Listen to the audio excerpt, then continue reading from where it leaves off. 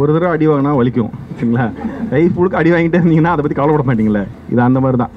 So அதுதான் அது ஒரு ஆங்கிள். இன்னொன்று, நம்ம அட்டாச்சாக இருக்கிறது வந்து நம்மளை நிறைய துன்பத்துக்கு இழுத்துட்டு போகணும்னு நம்புகிறேன். நம்ம பண்ணுற வரைக்கும் சின்சியராக பண்ணலாம், ஆனால் அதுக்கப்புறம் நம்ம அதை விட அட்டாச்சாக இருக்கக்கூடாதுன்னு நினைக்கிறேன். அப்புறம் நம்ம ஒரு விஷயத்தில் அட்டாச்சாக இருந்தோம்னா அதை நமக்கு அகெயின்ஸ்டாக யூஸ் பண்ணுவாங்க. அதையும் நான் பார்த்துருக்கேன் ஒர்க்கில். இது பண்ணால் நான் படத்தை முடிக்க விட மாட்டேன், ரிலீஸ் பண்ண மாட்டேன் சொன்னேன். நீ ரிலீஸ் பண்ணால் பண்ணாதையான்னு சொல்லிட்டு நான் உங்கள் ஃபிலிமில் வந்து செக்ஸ் வந்து இப்படி தான் காட்டணுமா அப்படின்னு சொல்கிறீங்க இல்லையா, அது ஒரு அழகியல். அதாவது ஒரு எக்ஸாஜரேட் பண்ணி சொல்கிறது இல்லையா, இவன் வந்து அப்படியே ஒரு நடந்து வந்தான், அப்படியே ஒரு புலி மாதிரி வந்தான்னு சொல்கிறான்ல, அவன் புலி மாதிரி வரல, அந்த மாதிரி தான் இது. நான் கொஞ்சம் பண்ணுறேன், இளையராஜா மியூசிக் போட்டு அது இன்னும் பெருசு சரிங்களா. பட் அதுதான் ஐடியா. பை அண்ட் லார்ஜ் சொசைட்டியை பைண்டிங்காக சில ரூல்ஸ் வச்சுருப்போம், அது இண்டிவிஜுவலுக்கு செட்டே ஆகாது. உங்களுக்கு அது கிளியராக தான். ஒரு குடும்பத்தில் கூட எல்லாரும் நல்லா இருக்கணும்னு நினைப்போம், நம்ம எல்லாம் ஒரு குடும்பம் நினைப்போம், ஆனால் குடும்பத்துக்குள்ள சண்டை போட்டுக்கணும்ல, அது அந்தந்த நேரத்தில் அந்தந்த இண்டிவிஜுவலுடைய மொமெண்ட்டை பொறுத்து இருக்கு. ஒரு படத்தில் இதை வலிந்து திணித்திருக்காங்களா, அதெல்லாம் அந்த கதையோட இயல்பிலே அப்படி தான் இருக்கா, இல்லை அந்த கதை சொல்கிறவருக்கு இயல்பிலேயே அது குணத்தில் இருக்கா, இது எல்லாத்தையுமே நம்மளால் இது பண்ணிக்க முடியும். இப்போ நீங்கள் ஒரு கேள்வி கேட்குறீங்க, நீங்கள் சும்மா வரட்டுக்காக கேட்குறீங்களா சின்சியராக கேட்குறீங்களான்னு எனக்கு தோணும், தெரியும் இல்லையா, எல்லாருக்கும் தெரியும் இல்லையா. ஸோ அந்த மாதிரி உங்களால் ஒரு படத்தையும் கேட்ச் பண்ண முடியும். அதை வச்சு நீங்கள் அதை ஜட்ஜ் பண்ணலாம். அதை ஜட்ஜ் பண்ணிவிட்டு நீங்கள் அதை தொடர்ந்து ஆதரிக்கணுமா வேணாமாங்கிற முடிவை நீங்கள் எடுத்துக்கலாம். என்ன பிரச்சனையாக பார்க்குறாங்க சமூகத்தில்னா, அவங்க வந்து அப்படியே அரச மரத்தை சுற்றிட்டு வந்து உடனே அடி வைத்து தடைய பார்க்குறாங்க. அது ஒரு பெரிய ப்ராசஸ். அந்த பெரிய ப்ராசஸ் ஸ்டெப் பை ஸ்டெப்பாக நடக்கும். நம்ம தள்ளி இருந்து இது ஒரு 50 வருஷத்தில் இந்த மாற்றம் நடந்திருக்கா, 100 வருஷத்தில் இந்த மாற்றம் நடந்திருக்கான்னு பார்த்தா தான் நம்மளால் அதை புரிஞ்சுக்க முடியும். புரியுதுங்களா? அதனால் உடனே அதுக்கு ரியாக்ஷன் வரும்னு எதிர்பார்க்க முடியாது. புக்கு ஒரு மீடியம், ஃபில்ம் ஒரு மீடியம். இப்போ நாம் ஆடியன்ஸாக என்னென்னா, ஒரு மீடியமில் ஒரே பொருளாக இருந்தது, இப்போ 2 மீடியமில் 2 வகையான பொருளாக கிடச்சிருக்குன்றது தான் பார்க்கணும். அதை நம்ம வந்து நமக்கான பெனிஃபிட்டாக பார்க்கணுமே தவிர, அதிலிருந்து இது மிஸ் ஆகிடுச்சின்னு நம்ம பார்க்க வேண்டியதில்லை. ஆரண்யகனம் எழுதுனா இல்லையா, நான் எழுதின பொழுது இது அப்படியே ஒரு பிரேக் நெக் ஸ்பீடில் படித்தா விறுவிறுன்னு போகணும் அப்படின்னு நினச்சி எழுதினேன். படம் எடுக்கும்போது நான் ஏன் அப்படி எடுக்கணும்னு சொல்லிட்டு அப்படிலாம் பண்ண முடியாது சொல்லி ஸ்லோவாக எடுத்தேன். ஏன்னா எழுத்தாளராக நம்ம எழுதும்போது இருக்கக்கூடிய மனநிலையும் இயக்குனராக நம்ம எடுக்க வேண்டிய காலம் ஒன்றா இருக்கணும்னு அவசியம் கிடையாது. எனக்கு தெரிஞ்ச நிறைய ஃபிலிம்ஸில் லைட்மேன்லாம் வந்து சம்பளம் இல்லாமல் வேலை செஞ்சுருக்காங்க. நீங்கள் ரொம்ப கஷ்டப்பட படம் பண்ணுறீங்க பரவாயில்லன்றாங்க. அவங்க பெரிய பணக்காரங்க கிடையாது. அவங்க ஆனால் அவர்களுடைய 50 நாள் சேலரி 20 நாள் சேலரி பரவாயில்லன்னு விட்டுறாங்க. ஒரு ஆர்டிஸ்டினுடைய பர்பஸே வந்து கிரிட்டிசைஸ் பண்ணுறதும் ரெபல் பண்ணுறதும் தான். ஸோ அதனால் அதை அலோவ் பண்ண மாட்டாங்க, அதை அவங்க கண்ட்ரோலில் வச்சு தான் ட்ரை பண்ணுவாங்க. அண்ணா சொன்ன மாதிரி இது பல நாடுகளின் கூட்டமைப்பு இல்லையா, இது சப்கான்டினென்ட் இல்லையா. ஸோ இது எல்லாத்துக்கும் ஒரு ரூல் போட முடியாது. அதனால் ஆந்திராவில் வர படத்தினுடைய குவாலிட்டியோ அதோடைய அவங்களுடைய சென்சிட்டிவிட்டியும், ஹிந்தி படத்தினுடைய சென்சிட்டிவிட்டியும், தமிழ் மக்களுடைய சென்சிட்டிவிட்டி அல்லது அவங்க ஃபில்ம் மேக்கர்ஸனுடைய சென்சிபிலிட்டிஸ், இதெல்லாம் வந்து ஒரே கோடு கீழே கொண்டு வர முடியாது. ஸோ அவங்க வந்து ஒரு பொதுவாக ஒரு கைட்லைன்ஸ் வச்சுருக்காங்க, இந்த மாதிரி இருந்தால் பெட்டர் அப்படின்னு சொல்லி வச்சுருக்காங்க. அது வழியாக சர்டிஃபிகேஷன் கொடுக்குறாங்க. அது எல்லா விஷயத்துலையும் இருக்கிற மாதிரியே இதுலேயும் சிலது நமக்கு வசதியாக இருக்குது, சிலது வசதியாக இல்லாமல் இருக்குது.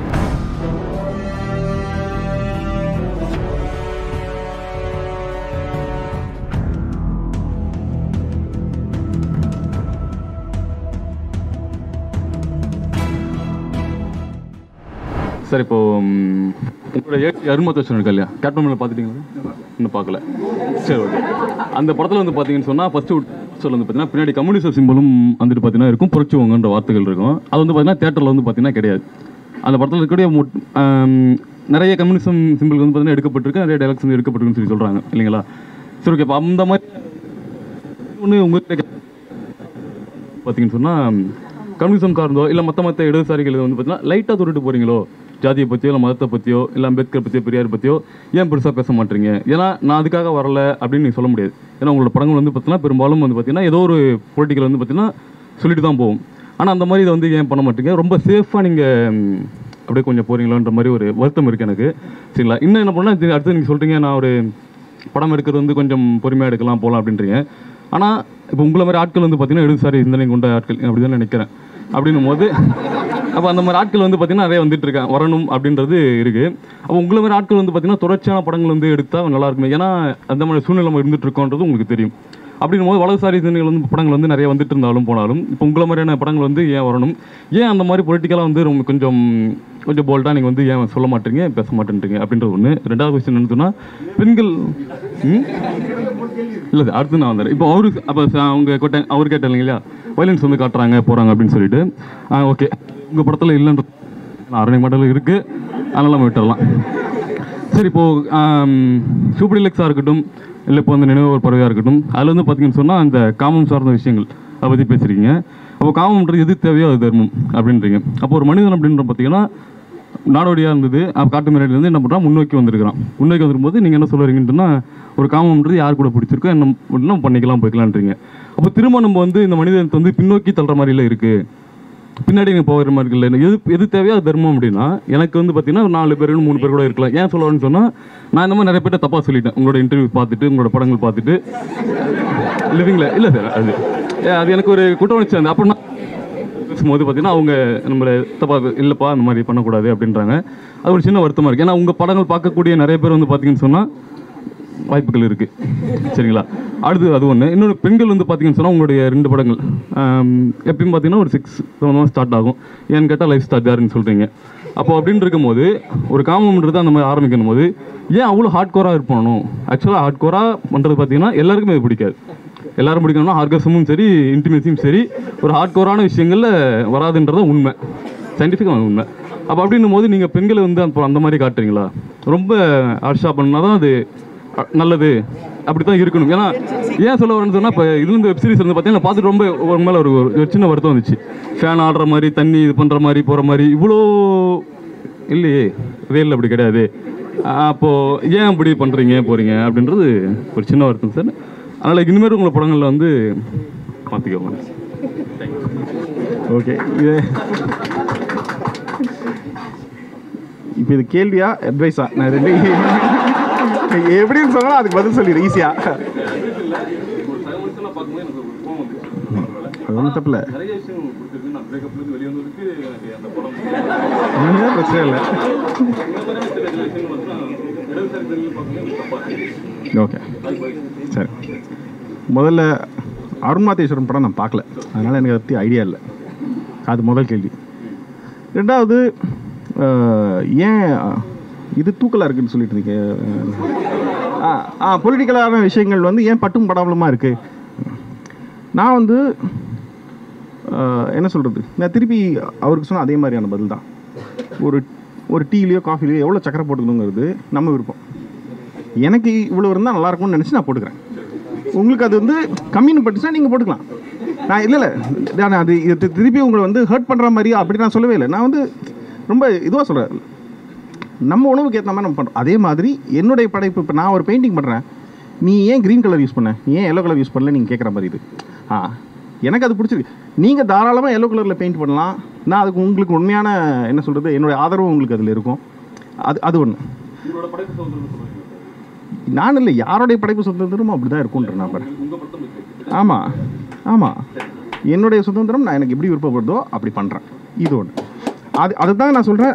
அப்படி ஒரு படம் பண்ணி நீங்கள் அதை பார்க்கலன்னா நான் அடுத்து வேற ஒரு படம் பண்ண போகிறேன். நீங்கள் அதை பார்க்கலாம், நான் இன்னொன்று பண்ண போகிறேன்.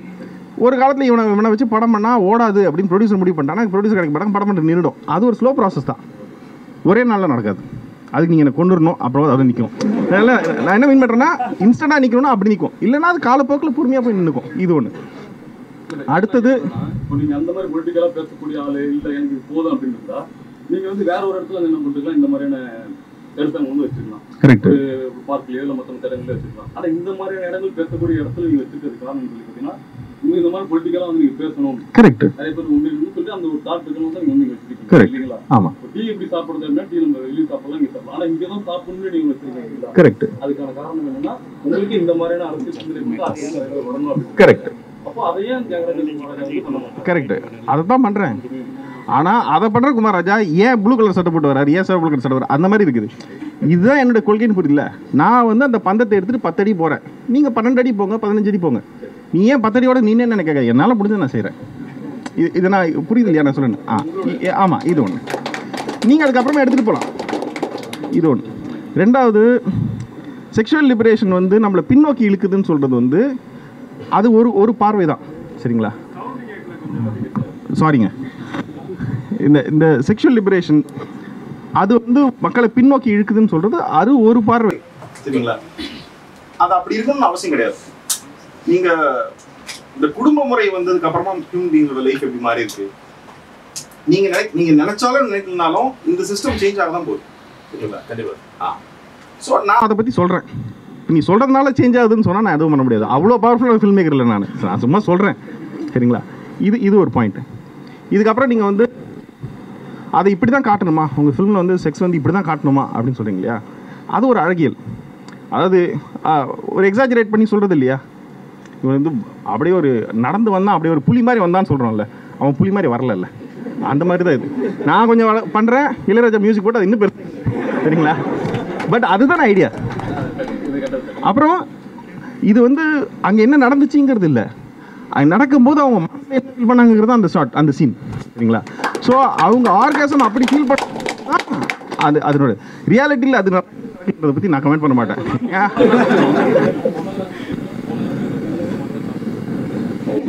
நானும் பார்க்குறேன், அப்படிலாம் காட்டுறதில்ல. சரிங்களா?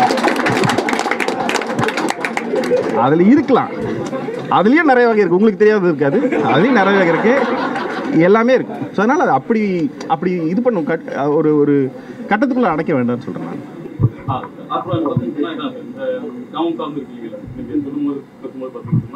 அது மாதிரி அப்புறம் யார் யாருன்னா இப்போ லிவிங் இந்த மாதிரி இருக்கீங்களா? இப்போ லிவிங் அப்படின்னு பார்த்தாலே எப்போனா மாறும் அப்படின்னு சொல்லி இன்னொரு இன்டர்வியூ சொல்லியிருந்தீங்க. இதனுடைய சட்டை போட்டாங்களான்னு தெரியாது, அதுக்கப்புறம் சட்டை போட்டாங்கன்னு தெரியாது ஒரு படத்தை. அப்போ அப்படி இருக்கும்போது ஒரு ஆணோ ஒரு பெண்ணோ ஒரு போதைப் பொருளாக மட்டும் ஒரு பெண்ணையோ ஆணையோ மட்டும் சார்ந்து இயங்கிறது சரின்னு நினைக்கிறேன்.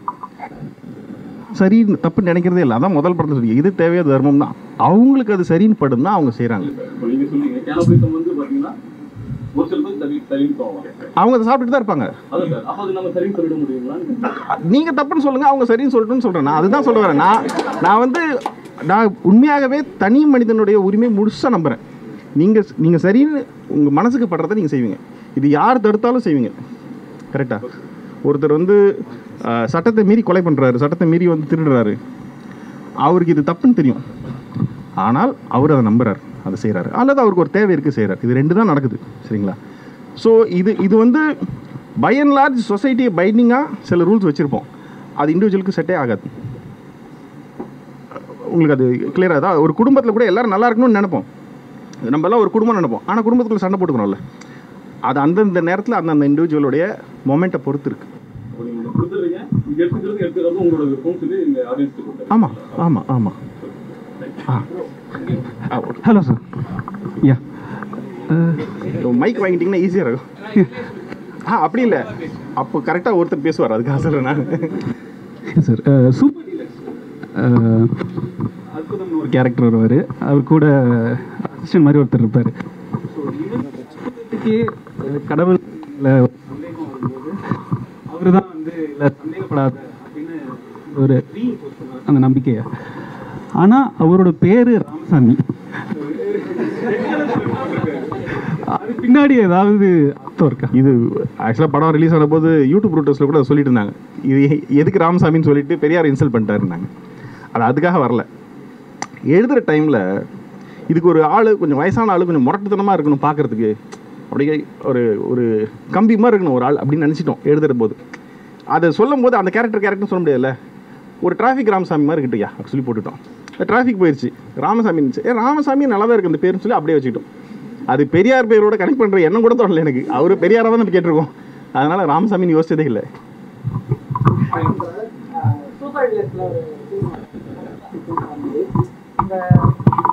தேசியம், மொழி, அப்புறம் அதோட ஜாதியை கனெக்ட் பண்ணுற மாதிரி இருக்கும். இப்போ மொழி வந்து இயற்கையாக அமைஞ்சது, அந்த இடத்துல பிறந்தாங்க, யாராலும் பேசுகிறதா. இங்கே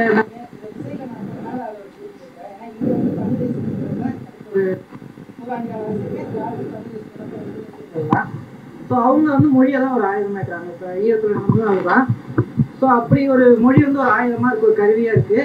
நம்ம அதை தவிர்த்துட்டு வாழ முடியாது. ஸோ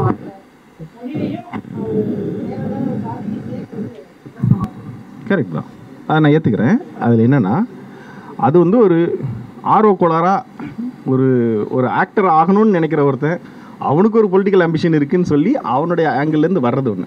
இது முதல் பாயிண்ட். ரெண்டாவது, அவனுடைய அறிவுக்கு அவன் என்ன சொல்கிறான்னா, இது எல்லாமே கூட்டம் தானே அப்படின்னு சொல்கிறான். திராவிட இயக்கங்கள் வந்து மொழியை கையில் எடுத்ததுக்கான காரணம் வந்து அது ஒரு நல்ல பைண்டிங் ஃபோர்ஸ். சரிங்களா? அதனால் நான் கண்டிப்பாக சாதியை சார்ந்து பண்ணலை. இது அந்தந்த கேரக்டருடைய வாய்ஸ்லேருந்து பேசுகிறதா தான் கணக்கு. இன்னொரு அப்போ மொழியோட ஒரு நோக்கமே எதாவது உருவாக்கப்படுதுன்னா மக்களை இணைக்கணும், நம்ம கம்யூனிகேட் பண்ணணும், ஒரு நார்மலான டூல். அதுக்கு பின்னாடி உள்ள பண்பாடு அது வேற.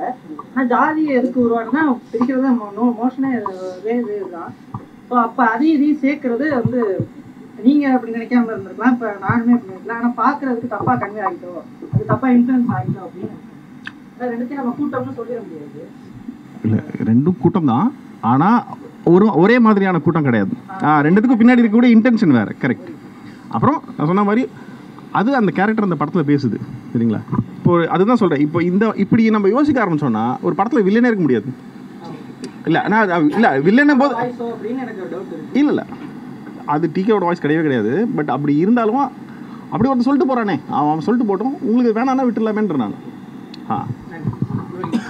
ஆனால் எனக்கு ஒரு கேள்வி இருக்குது. நீங்கள் வந்து சூப்பர் டிலக்ஸ் படம் முடிஞ்சதுக்கப்புறமேல ஒரு இன்டர்வியூ கொடுத்தீங்க. அந்த இன்டர்வியூவில் நீங்கள் என்ன சொன்னீங்க அப்படின்னா, நாளைக்கு என்னுடைய படம் ரிலீஸ் ஆகாதுன்னா நான் பாட்டுக்கு எந்திரிச்சு போயிடுவேன் அப்படின்னு சொன்னீங்க. எனக்கு வந்து அந்த டிட்டாச்மெண்ட் வந்து ரொம்ப பிடிக்குது. இப்போ வந்து ஆர்ட் ஆஃப் டிட்டாச்மெண்ட்னா அதில் நீங்கள் ஒரு பிக்கோசோ மாதிரி இருக்கீங்க. அது எப்படி வந்து பண்ண முடியுதுன்னு எனக்கு தெரியல. இப்போ ஏன் அப்படின்னா, எனக்கும் சஃபரிங்ஸ் இருக்குது, எனக்கும் எமோஷன் இருக்குது. இப்போ நான் ஒரு விஷயம் பண்ணுறேன் அப்படின்னா அதெல்லாம் ரொம்ப ரிலேட் ஆகிடுறேன். வெளியே வந்து பார்க்க முடியுது, இருந்தாலும் அது சரியான இடத்துக்கு போய் சேரல அப்படின்னா எனக்கு ஒரு சஃபர் இருக்கும். அது உங்களால் எப்படி இது வர முடியுது? இது எப்படி ஆரம்பிச்சிங்க? அந்த ப்ராசஸ் எப்படி போயிட்டுருக்கு? அது எப்படி பண்ணுறது? நாங்கள் அதாவது ஒரு தடவை அடி வாங்கினா வலிக்கும், சரிங்களா? லைஃப் முழுக்க அடி வாங்கிட்டே இருந்தீங்கன்னா அதை பற்றி கவலைப்பட மாட்டீங்களே. இது அந்த மாதிரி தான். ஸோ அதுதான் அது ஒரு ஆங்கிள். இன்னொன்று, நம்ம அட்டாச்சாக இருக்கிறது வந்து நம்மளை நிறைய துன்பத்துக்கு இழுத்துட்டு போகணும்னு நம்புகிறேன். நம்ம பண்ணுற வரைக்கும் சின்சியராக பண்ணலாம், ஆனால் அதுக்கப்புறம் நம்ம அதை விட அட்டாச்சாக இருக்கக்கூடாதுன்னு நினைக்கிறேன். அப்புறம் நம்ம ஒரு விஷயத்தில் அட்டாச்சாக இருந்தோம்னா அதை நமக்கு அகெயின்ஸ்டாக யூஸ் பண்ணுவாங்க. அதையும் நான் பார்த்துருக்கேன் ஒர்க்கில். இது பண்ணால் நான் படத்தை முடிக்க விட மாட்டேன், ரிலீஸ் பண்ண மாட்டேன் சொன்னாங்க. நீ ரிலீஸ் பண்ணால் பண்ணாதையான்னு சொல்லிட்டேன். நான் போயிட்டு நான் வேறு படம் பண்ணிக்கிறேன்னு சொல்லிட்டேன். ஏன்னா அதெல்லாம் வந்து உங்களை இப்படி காமிச்சு உங்களை பூச்சாண்டி காமிச்சு பயமுறுத்த முடியாதுல்ல. ஸோ அதனால் அதில் இதை நான் வந்து ஒரு என்ன சொல்கிறது,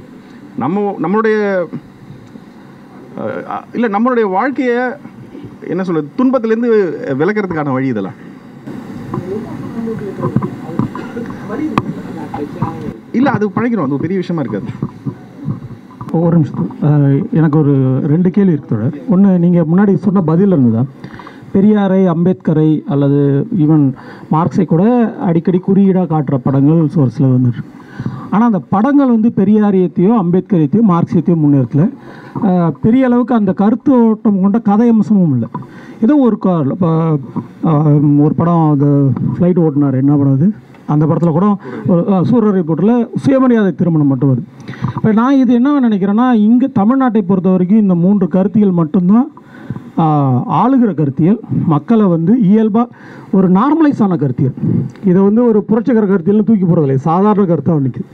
அப்போ இந்த மக்களை வந்து போய் வியாபார ரீதியாக சென்றடையணும்னா இது மாதிரி ஒரு காட்சியை வச்சிடணும் அப்படின்ற வியாபார நோக்கத்தில் இந்த சினிமா உலகம் தமிழ் ரசிகனை ஏமாத்துதான். ஏன் இதை நான் குறிப்பிட்டு சொல்கிறேன்னா, இந்த தமிழ் தேசிய அரசியல் பேசினதுக்கப்புறம் வரிசையாக ஒரு 10 நாட்டுப்புற கலைஞர்களுக்கு டிவியில் அவார்டு கொடுத்துட்டாங்க. அதுக்கு முன்னாடி வரைக்கும் நாட்டுப்புற கலைஞர்கள் உள்ளார பாடவே முடியாது. புஷ்பவனும் குப்புசாமிக்கு என்ன நடந்தது நமக்கு தெரியும்.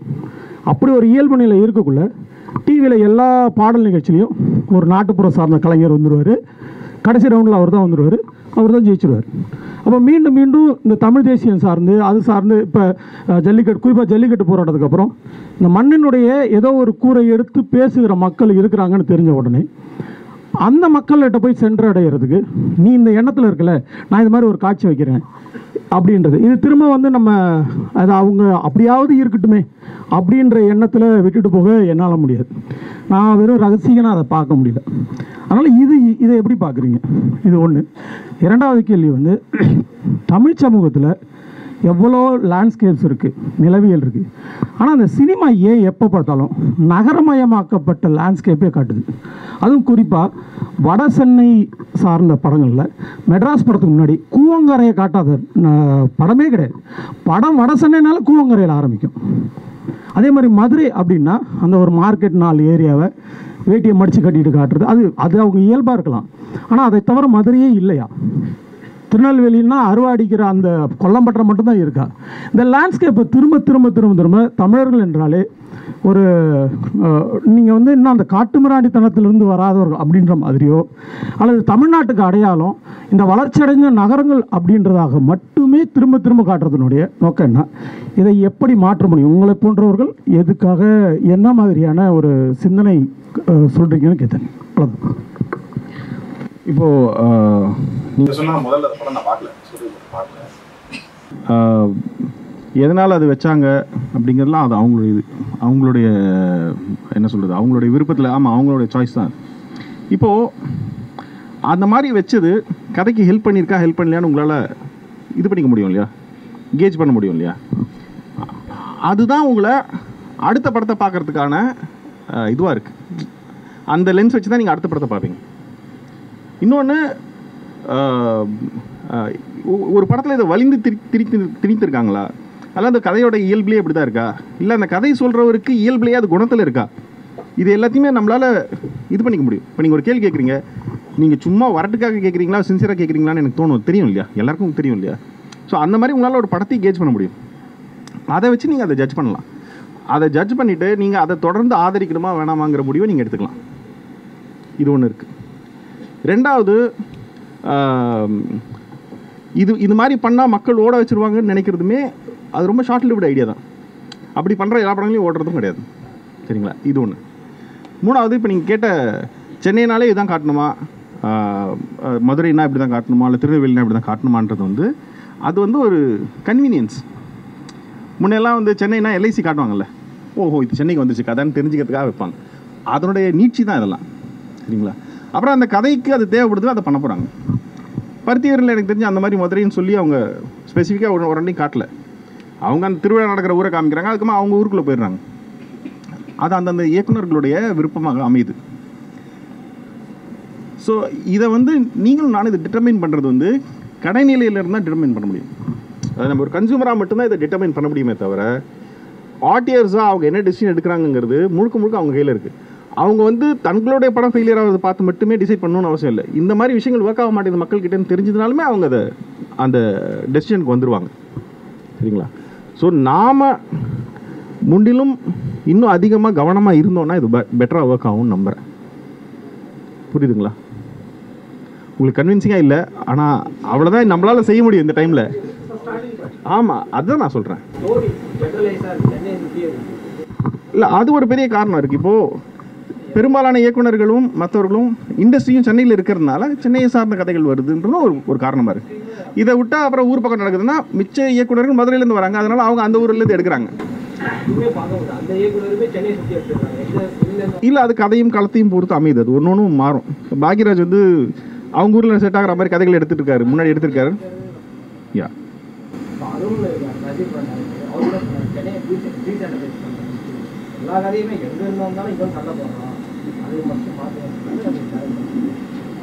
கரெக்ட். அதுதான் இல்லை, அது இருக்குது. ஆனால் எல்லாரும் ஒரு நேரத்தில் ஒரு கதை தானே பண்ண முடியும்.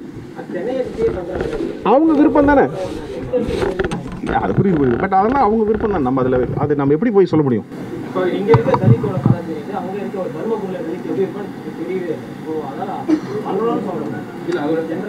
அது அது அது என்ன சொல்கிறது, அந்த கருத்தை வரவேற்கிறேன். ஆனால் அது ப்ராக்டிக்கலாக எப்படி நடக்கும்னு சொன்னால், அதை சார்ந்த சிந்தனை உள்ள இப்போ நீங்கள் இருக்கிறீங்க, நாளைக்கு நீங்களோ உங்களை சார்ந்த ஒருத்தரோ படம் பண்ணணும்னு நினைக்கும் போது இங்கே வச்சு எடுக்கலான்னு யோசிச்சு எடுக்க ஆரம்பிப்பாங்க. அது ரொம்ப ஸ்லோவான நம்ம வந்து என்ன பிரச்சனையாக பார்க்குறாங்க சமூகத்தில்னா, அவங்க வந்து அப்படியே அரச மரத்தை சுற்றிட்டு வந்து உடனே அடி வைத்து தடைய பார்க்குறாங்க. அது ஒரு பெரிய ப்ராசஸ். அந்த பெரிய ப்ராசஸ் ஸ்டெப் பை ஸ்டெப்பாக நடக்கும். நம்ம தள்ளி இருந்து இது ஒரு 50 வருஷத்தில் இந்த மாற்றம் நடந்திருக்கா, 100 வருஷத்தில் இந்த மாற்றம் நடந்திருக்கான்னு பார்த்தா தான் நம்மளால் அதை புரிஞ்சுக்க முடியும். புரியுதுங்களா? அதனால் உடனே அதுக்கு ரியாக்ஷன் வரும்னு எதிர்பார்க்க முடியாது. சார் வணக்கம் சார், என் பேர் கார்த்திகேயன். நான் ஒரு 7-8 வருஷமாக சின்சியராக சினிமாவுக்கு தான் சார் ட்ரை பண்ணிகிட்ருக்கேன். ஆனால் நம்ம என்ன தான் முயற்சி பண்ணி என்ன தான் பண்ணாலுமே ஏதோ ஒரு லூப்புக்குள்ளே மாட்டிகிட்டு இருக்கிற மாதிரியே இருக்குது. ஏன்னா நம்ம ஒரு வருஷமாக என்ன பண்ணிகிட்ருக்கோம் எல்லாத்தையும் உட்காந்து அனலைஸ் பண்ணுவோம். இப்போது ரீசெண்டாக பார்த்தீங்கன்னா அதிகமாக டேரக்டர்ஸ் யாரை ப்ரிஃபர் பண்ணுறாங்கன்னா யூடியூபர்ஸ், இன்ஸ்டாகிராம் இந்த மாதிரி ஆளுங்களை ப்ரிஃபர் பண்ணுறாங்க. அதுவும் இல்லாமல் இப்போது எப்படின்னாக்கா வராரு, சுரேஷு ஐ லவ் யூடி அப்படிங்கிறாரு. அவர் பார்த்தா அடுத்த சினிமாவில் அடுத்த படம் பண்ணிட்டு இருக்காரு லைனா. யாருன்னு எனக்கு தெரியல. இல்லை சார், இப்போ அப்படிதான் இருக்கு. அப்படியா? இல்லை, எனக்கு என்ன யாராவது ஒரு பர்டிகுலர் ஆளான்னு எனக்கு தெரியல, அதனால எனக்கு ஓகே. ஆனால் உங்கள் இதில் எனக்கு என்ன சந்தோஷம்னா, அந்த மாதிரி யூடியூபர்ஸோ ரொம்ப நீங்கள் அந்த மாதிரி பார்த்து யூஸ் பண்ணாமல் கதைக்கு யாரை தேவையோ அந்த மாதிரி யூஸ் பண்ணுறீங்க. ஆனால் என்ன தான் பண்ணாலுமே, என்ன தான் நம்ம ஹார்ட் ஒர்க் பண்ணாலுமே இந்த மாதிரி ஆளுங்க வராங்க. சரி ஓகே, யூடியூபுக்கு வரலாம், இன்ஸ்டாகிராமுக்கு வரலாம் அப்படின்னு ஒரு 2 வருஷமாக ஓடிட்டுருக்கோம். அப்படி பண்ணாலுமே பெருசாக எதுவும் பண்ண முடியல. ஆனால் இந்த மாதிரி வராங்க, லூஸ் மாதிரி ஏதாவது ஒன்று பண்ணிடுறாங்க, அவங்க நல்லா சுற்றிட்டு இருக்காங்க சார். அந்த ஒரு கோவம் அது புரியுது. இப்போது இல்லை அது இது வந்து நிறைய பேர் வந்து சினிமாவில் படம் பண்ணு கஷ்டப்பட்டு தோற்று போயிருக்காங்க, சரிங்களா? சில பேர் வந்து சக்ஸஸ்ஃபுல்லாக இருக்காங்க. நாம் பண்ண வேண்டியது என்னென்னா, சினிமான்னு இல்லை, எந்த ப்ராசஸ் பண்ணுறதா இருந்தாலும் அதை யார் பண்ணுறாங்க, எதுக்கு பண்ணுறாங்க, யாருக்காக பண்ணுறாங்க, இதில் என்னுடைய பங்களிப்பு என்னவாக இருக்க போகுது, இதில் நான் இதை பண்ணலன்னா வேறு யாரும் பண்ண முடியாத மாதிரி என்கிட்ட ஒரு விஷயம் இருக்கா, இது வந்து இதில் இன்வால்வ் ஆகிற அத்தனை பேருக்கும் ஏதாவது ஒரு விதத்தில் லாபகரமாக இருக்கா அப்படின்னு தெரிஞ்சுதுன்னா நம்ம அதை பண்ணலாம். அப்படி பண்ணிங்கன்னா அது உங்களுக்கு ஒர்க் அவுட் ஆகும். புரியலைங்களா? அதான் நானும் என்ன ஒரு வருஷம் அதாவது அனலைஸ் பண்ணுறேன். சரி இப்படி பண்ணலாம் அப்படி பண்ணலான்னு மாற்றி மாற்றி பண்ணிகிட்ருக்கேன். கொஞ்சம் ஆஃபீஸ் வந்தனா ஞாபகம் வச்சுக்கோங்க சார். அதுக்கு தான் ஃபேஸ் ரிஜிஸ்டர் பண்ணிட்டேன்.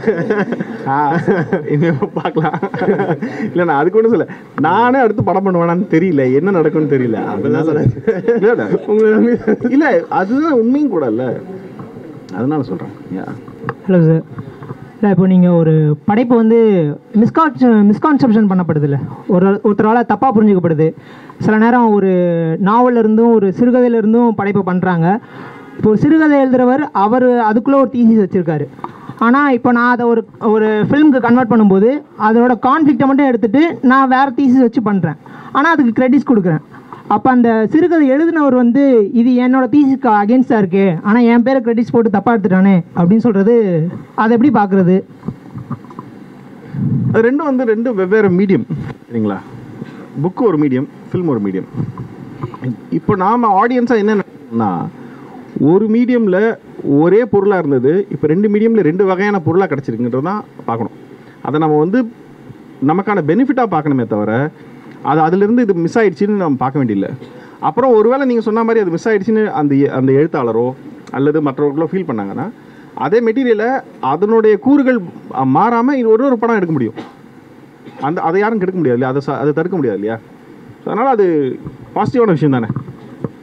இல்லை, அதை சொல்லும்போது அப்போது நான் அதை எப்படி பார்த்துக்கணும்? நான் அந்த கான்ஃப்ளிக்ட் எடுத்தால் அவரோட தீசிஸை பண்ணியே ஆகணுமா? அப்படி இல்லைங்க, ஒன்றுமே கிடையாது. நான் இதுக்கு ஒரு எக்ஸாம்பிள், ஆரண்யகண்டம் எழுதுனா இல்லையா, நான் எழுதின பொழுது இது அப்படியே ஒரு பிரேக் நெக் ஸ்பீடில் படித்தா விறுவிறுன்னு போகணும் அப்படின்னு நினச்சி எழுதினேன்.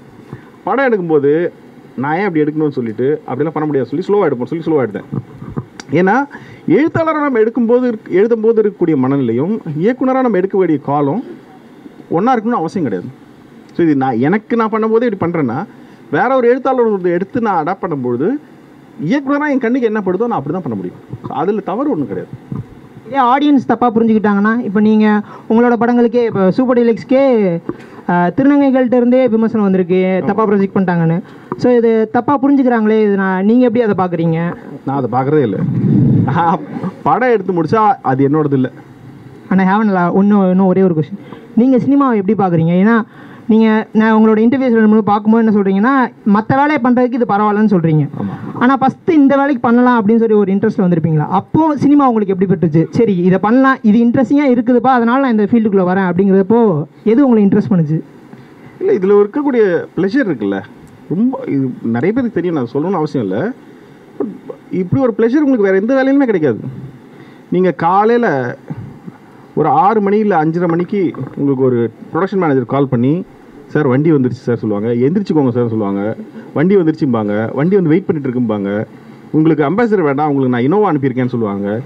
இதை முடிச்ச நேரம் நீங்கள் செட்டுக்கு போனீங்கன்னா உங்களுக்கு வந்து போன உடனே இளநீ கொடுப்பாங்க, ஜூஸ் கொடுப்பாங்க, அதுக்கப்புறமா பிரேக்ஃபாஸ்ட் கொடுப்பாங்க. அதை முடித்த உடனே ஷார்ட்டுக்கு இன்றைக்கி என்ன பண்ண போகிறோம் நம்ம போய் சொன்னால், அதை நவுத்துக்கன்னு சொன்னால் 100 பேர் போய் அதை நவுத்துவாங்க. சரிங்களா? இது ஏன் இந்த கலரில் இருக்கு, நான் இந்த கலராக சொன்னேன் அப்படி சொன்னால் உடனே அது நம்ம என்ன கலர் சொன்னமோ அதை எடுத்துகிட்டு வந்துடுவாங்க. இது மாதிரி நீங்கள் ஒரு பெரிய நடிகர் இருக்காரு, நீங்கள் அதில் ஓடி போங்க அப்படி சொன்னால் எந்த கேள்வியும் கேட்க ஓடி போவார். இல்லை நான் இது தப்பாக சொல்ல, அவர் வேலைக்கு சின்சியராக இருக்கார். அதை நம்ம தப்பாக யூஸ் பண்ண மாட்டோம்னு அவருக்கு தெரியறதுனால அதை பண்ணுறாரு. இதை நீங்கள் வேறு ஏதாவது தொழிலில் பண்ண முடியுமா? நீங்கள் மினிமம் காசை வச்சுட்டு ஒரு படத்தை ஆரம்பித்து ஷூட் பண்ணி ரிலீஸ் வரைக்கும் கொண்டு போயிடலாம். எல்லோரும் உங்களை நம்புவாங்க. எனக்கு தெரிஞ்ச நிறைய ஃபிலிம்ஸில் லைட்மேன்லாம் சம்பளம் எல்லாம் வேலை செஞ்சுருக்காங்க. நீங்கள் ரொம்ப கஷ்டப்பட்டு படம் பண்ணுறீங்க பரவாயில்லன்றாங்க. அவங்க பெரிய பணக்காரங்க கிடையாது. அவங்க ஆனால் அவர்களுடைய 50 நாள் சேலரி 20 நாள் சேலரி பரவாயில்லன்னு விட்டுறாங்க. ஏன்னா நீங்கள் ஏதோ நல்லா பண்ணணும்னு நினைக்கிறீங்க, அதுக்கு நாங்கள் ஹெல்ப் பண்ணணும் அப்படின்னு அந்த எண்ணத்துலேருந்து வராங்க. அவங்களும் ஊர்லேருந்து கிளம்பி சினிமாவுக்கு வரணும்னு நினைக்கும் போது நல்ல படத்தில் நான் பார்ட்டாக இருக்கணும், நான் ஒரு படம் பண்ணணும்னு நினச்சி வராங்கல்ல, அதை தான் உங்களுக்கு அவங்க கொடுக்குறாங்க. இப்படி ஒரு இண்டஸ்ட்ரி நீங்கள் வேறு எங்கேயுமே பார்க்க முடியாது. இவ்வளோ தர்ம சிந்தனை உள்ள இண்டஸ்ட்ரி நீங்கள் பார்க்க முடியாது. இதில் தப்புகள்லாம் இருக்குது, ஆனால் இவ்வளோ கம்ஃபர்டபுளாக உங்களை யாரும் வச்சுக்க மாட்டாங்க.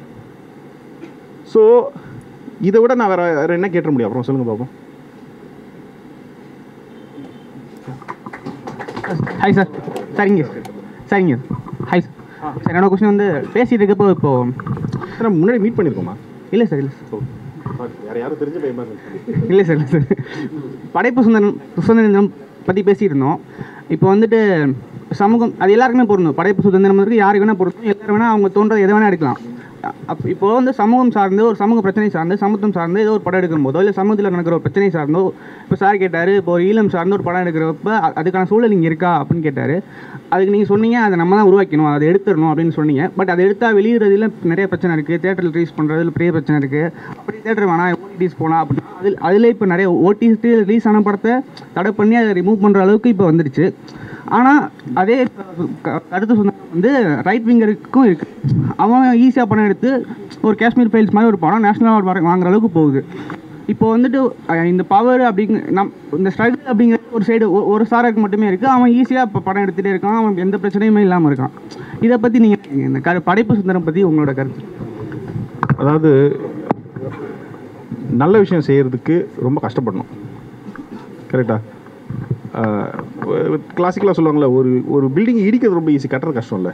அந்த மாதிரி நீங்கள் இந்த மாதிரி ஒரு கொள்கையோட ஒரு விஷயம் செய்கிறதுன்றது ரொம்ப கஷ்டமான வேலை தான். நம்ம சும்மா அது நடக்கணும்னு சொல்லிட்டு இருந்தால் எப்படி? நம்ம இறங்கி செய்யணும்ல. செய்யும்போது கஷ்டம் வரும், அதை ஃபேஸ் பண்ணும். நம்ம ஒரு பொண்ணை பார்த்தோன்னே இவங்க அப்பா நமக்கு பொண்ணு கொடுப்பாரா, இவங்க சொந்தக்காரங்களாம் ஒத்துப்பாங்களா, அது இவங்களுக்கு நமக்கு ஒரு குழந்தை பிறந்ததுன்னா அது ஸ்கூலில் சீட் கொடுப்பாங்களா, அதெல்லாம் யோசிக்கிறது இல்லைல்ல. நம்ம இப்போ என்ன செய்யணும்? போய் அப்ரோச் பண்ணணும். அதே மாதிரி நாம் ஒரு கொள்கையை வச்சுருக்கோன்னா ஒரு 2 லெவல் யோசிச்சுட்டு போய் செய்ய ஆரம்பிச்சிடணும். இது நாளைக்கு ரிலீஸ் பண்ண விடுவாங்களா, இது பண்ணால் நம்மளை ஜெயிலில் போடுவோம், அதை பற்றிலாம் யோசிக்க முடியாது. ஏன்னா நீங்கள் பண்ண ஆரம்பித்ததுக்கு அப்புறமா அது நடந்துடும். நான் ஒரு கிளாசிக்கல் எக்ஸாம்பிள் சொல்கிறது இந்த மொஃபசல் பஸ்லலாம் எந்த பஸ் ஓடிட்டு இருக்கோ அதில் போய் ஏறி உட்காந்துவாங்க. நின்றுட்டு இருக்கும் பஸ் 100 பஸ் நிற்கும், எந்த வண்டி ஸ்டார்ட் பண்ணி வச்சுருக்காங்களோ நேராக போய் அதில் உட்காந்துப்போம். ஏன்னா அதுதான் அடுத்து போகணும்னு நமக்கு ஒரு நம்பிக்கை இருக்குது. அது அடுத்தது போதோ இல்லையோ, இதுதான் இண்டஸ்ட்ரியிலையும். நீங்கள் ஒரு கதையை எழுதிட்டு நீங்கள் வரீங்களோ இல்லையோ நான் அந்த படம் பண்ண போகிறேன்னு சொன்னீங்கன்னா ஏறிப்பாங்க அந்த வண்டியில். அது நடக்கும். அப்புறமா அந்த ப்ராஜெக்ட் இது சார்ந்து என்ன கேட்கணும்னா கீழம் பற்றி ராம், வெற்றிமாறன், கார்த்திக் சுப்ராஜ் மாதிரி ஆளுங்களே பண்ண முடியலன்னும் போது வேற யாரும் எப்படி ஸ்டார்ட் பண்ணும்? வெற்றிமாறன் நினைச்சாருன்னா ஒன்றும் ஆரம்பிக்க முடியும், அவருக்கே இது கஷ்டமாக இருக்கும் போது இப்போ இருக்க சோஷியல் சிச்சுவேஷன் எப்படி அது பாசிபிள் நீங்கள் நினைக்கிறீங்க? கரெக்ட். ராமோ வெற்றிமாறனும் ஒரு படம் பண்ணாங்கன்னா உலகத்துக்கே தெரியும். நீங்கள் ஒரு படம் பண்ணால் யாருக்கும் தெரியாது, டக்குன்னு பண்ணி யாருமே தடுக்க மாட்டாங்க. இல்லை நான் என்ன மீன் பண்ணுறேன்னா இதை நமக்கு அட்வான்டேஜாக தான் எடுத்துக்கணும்.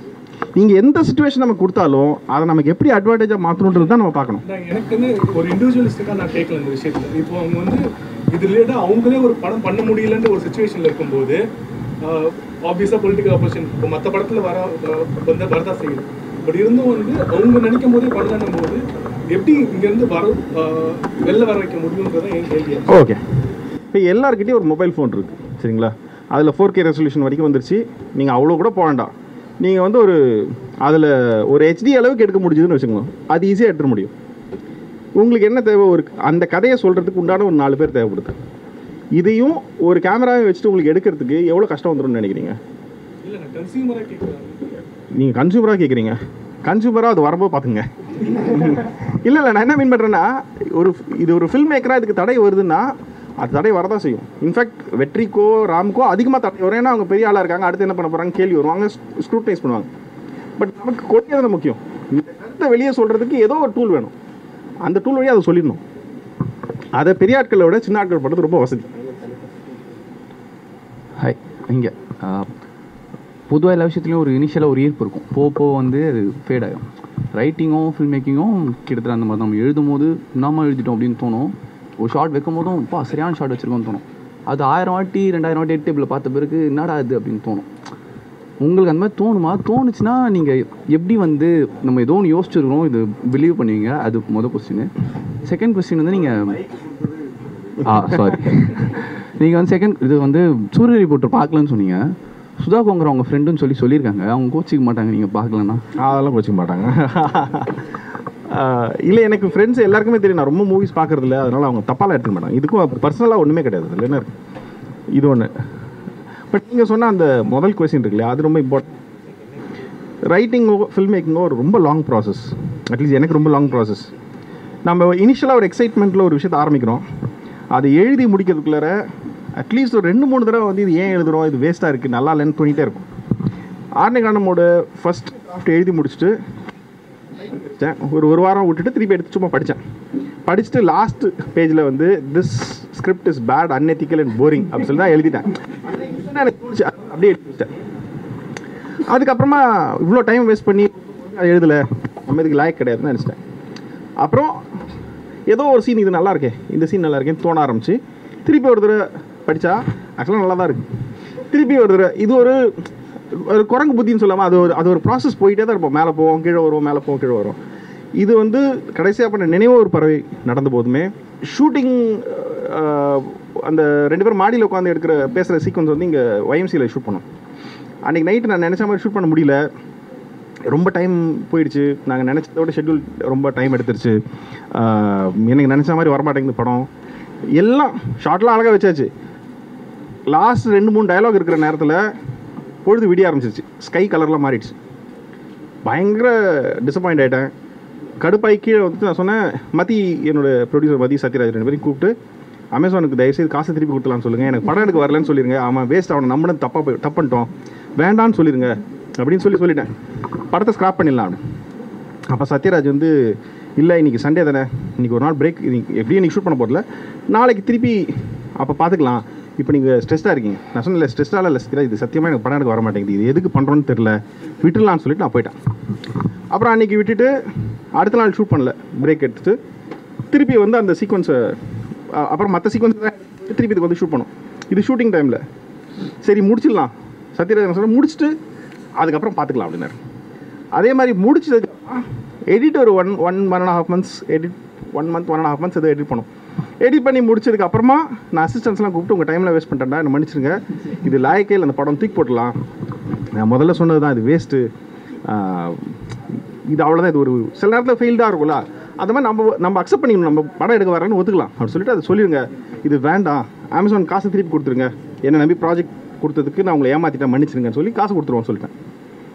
அப்போவும் இவங்க என்ன சொன்னாங்கன்னா, இல்லை நம்ம பண்ணுறது ஆயிடுச்சு, மிச்சம் போஸ்ட் ப்ரொடக்ஷன் செலவு பண்ணிடுவோம், அதுக்கப்புறம் நல்லா இல்லைன்னா தூக்கி போட்டுக்கலாம் அப்படி சொன்னாங்க. அதுக்கப்புறமா உட்காந்து திருப்பி ஒரு தடவை இது மியூசிக் கம்போசிங் போயிட்டு சரி ஏதோ இருக்கோ இல்லையோ அட்லீஸ்ட் தலைவரோட ஒர்க் பண்ணுவோமே அப்படின்னு சொல்லி இளையராஜாவோட ஒர்க் பண்ணுறது அந்த எக்ஸ்பீரியன்ஸாவது நமக்கு இருக்கட்டும் அப்படின்னு சொல்லி அதை ஒர்க் பண்ண போயிட்டு அதுக்கப்புறமா திருப்பி இதுக்கு நடுவில் திருப்பி ஒரு தடவை இது வந்துடுச்சு. ஓகே, ஆக்சுவலாக டிட்டாச் ஆகி பார்த்தா கரெக்டாக தான் இருக்குது, நாம் ஒன்று நினைக்கிறோம் அந்த மாதிரி இல்லைன்னு ஒரு டிசப்பாயின்மெண்ட் இருக்கலாம், பட் டிட்டாச் ஆகிட்டு பார்க்கும்போது ஒர்க் ஆகுது அப்படின்னு சொல்லி திருப்பி ஒர்க் பண்ண ஆரம்பித்தோம். அதுக்கப்புறமா டிஐ போயிட்டு அந்தந்த நேரத்தில் அந்தந்த ஒர்க்கில் ஒரு ப்ளஷர் இருக்கும்ல, இந்த கலரை கரெக்டாக கிராக் பண்ணுவோம் சொல்லிட்டு உட்காந்து அந்த கலர் ஸ்கீம் கிராக் பண்ணுறது. அப்படியா சவுண்ட் எஃபெக்ட்ஸ்க்கு ஸ்பெஷலாக இவர்கிட்ட மியூசிக் போகிறதுனால நான் ஃபுல் ஃபில்ம் மொத்தத்தையும் முடிச்சுட்டு அதுக்கப்புறம் அவர் போய் காட்டலாம், இல்லைனா அவர் எவனோ ஒரு நாய் வந்து படம் பண்ணியிருக்கான்னு நினச்சிவார், எதுக்குன்னு சொல்லிட்டு நான் முதல்ல முடிச்சுட்டு போய் காமிப்போம் அப்படின்னு சொல்லிட்டு தான் எடுத்துகிட்டு போனேன். ஸோ அந்த டிசப்பாயின்மெண்ட் வந்துகிட்டே இருக்கும். ஷூட்டுக்கு நடுவில் வரும், ஷூட்டுக்கு நடுவில் படம் பண்ண பிடிக்கவே இல்லை, தயவுசெய்து என்னை விட்டுருங்க, நான் பண்ணல, நான் மதியம் என்ன சொல்லுவாங்க, நீ இதை சம்பாதிக்க வேணாம்டா, நான் தான் இருக்கேன், நாங்கள் பார்த்துக்குறோம், நீ அப்படியே சும்மா ஜாலியாக இருன்னு சொல்லிடுறாங்க. அதனால் நானும் அதை ஈஸி வே அவுட்டாக அப்பப்போ நினைப்பேன். சரி இருந்தாலும் ஸ்டார்ட் பண்ணிட்டோம் முடிச்சிடலாமே அப்படின்னு சொல்லிட்டு கமிட் பண்ணிட்டோம், அதை முடிச்சிடுவோம்னு சொல்லி முடிக்கிறது தான். பட் அந்த அந்த அந்த ஃபேஸ் வரும், பட் அதை என்டூர் பண்ணி போக வேண்டியிருக்கும். அது எல்லா ஸ்டேஜ்லையும் வரும்னு நினைக்கிறேன். யா சார்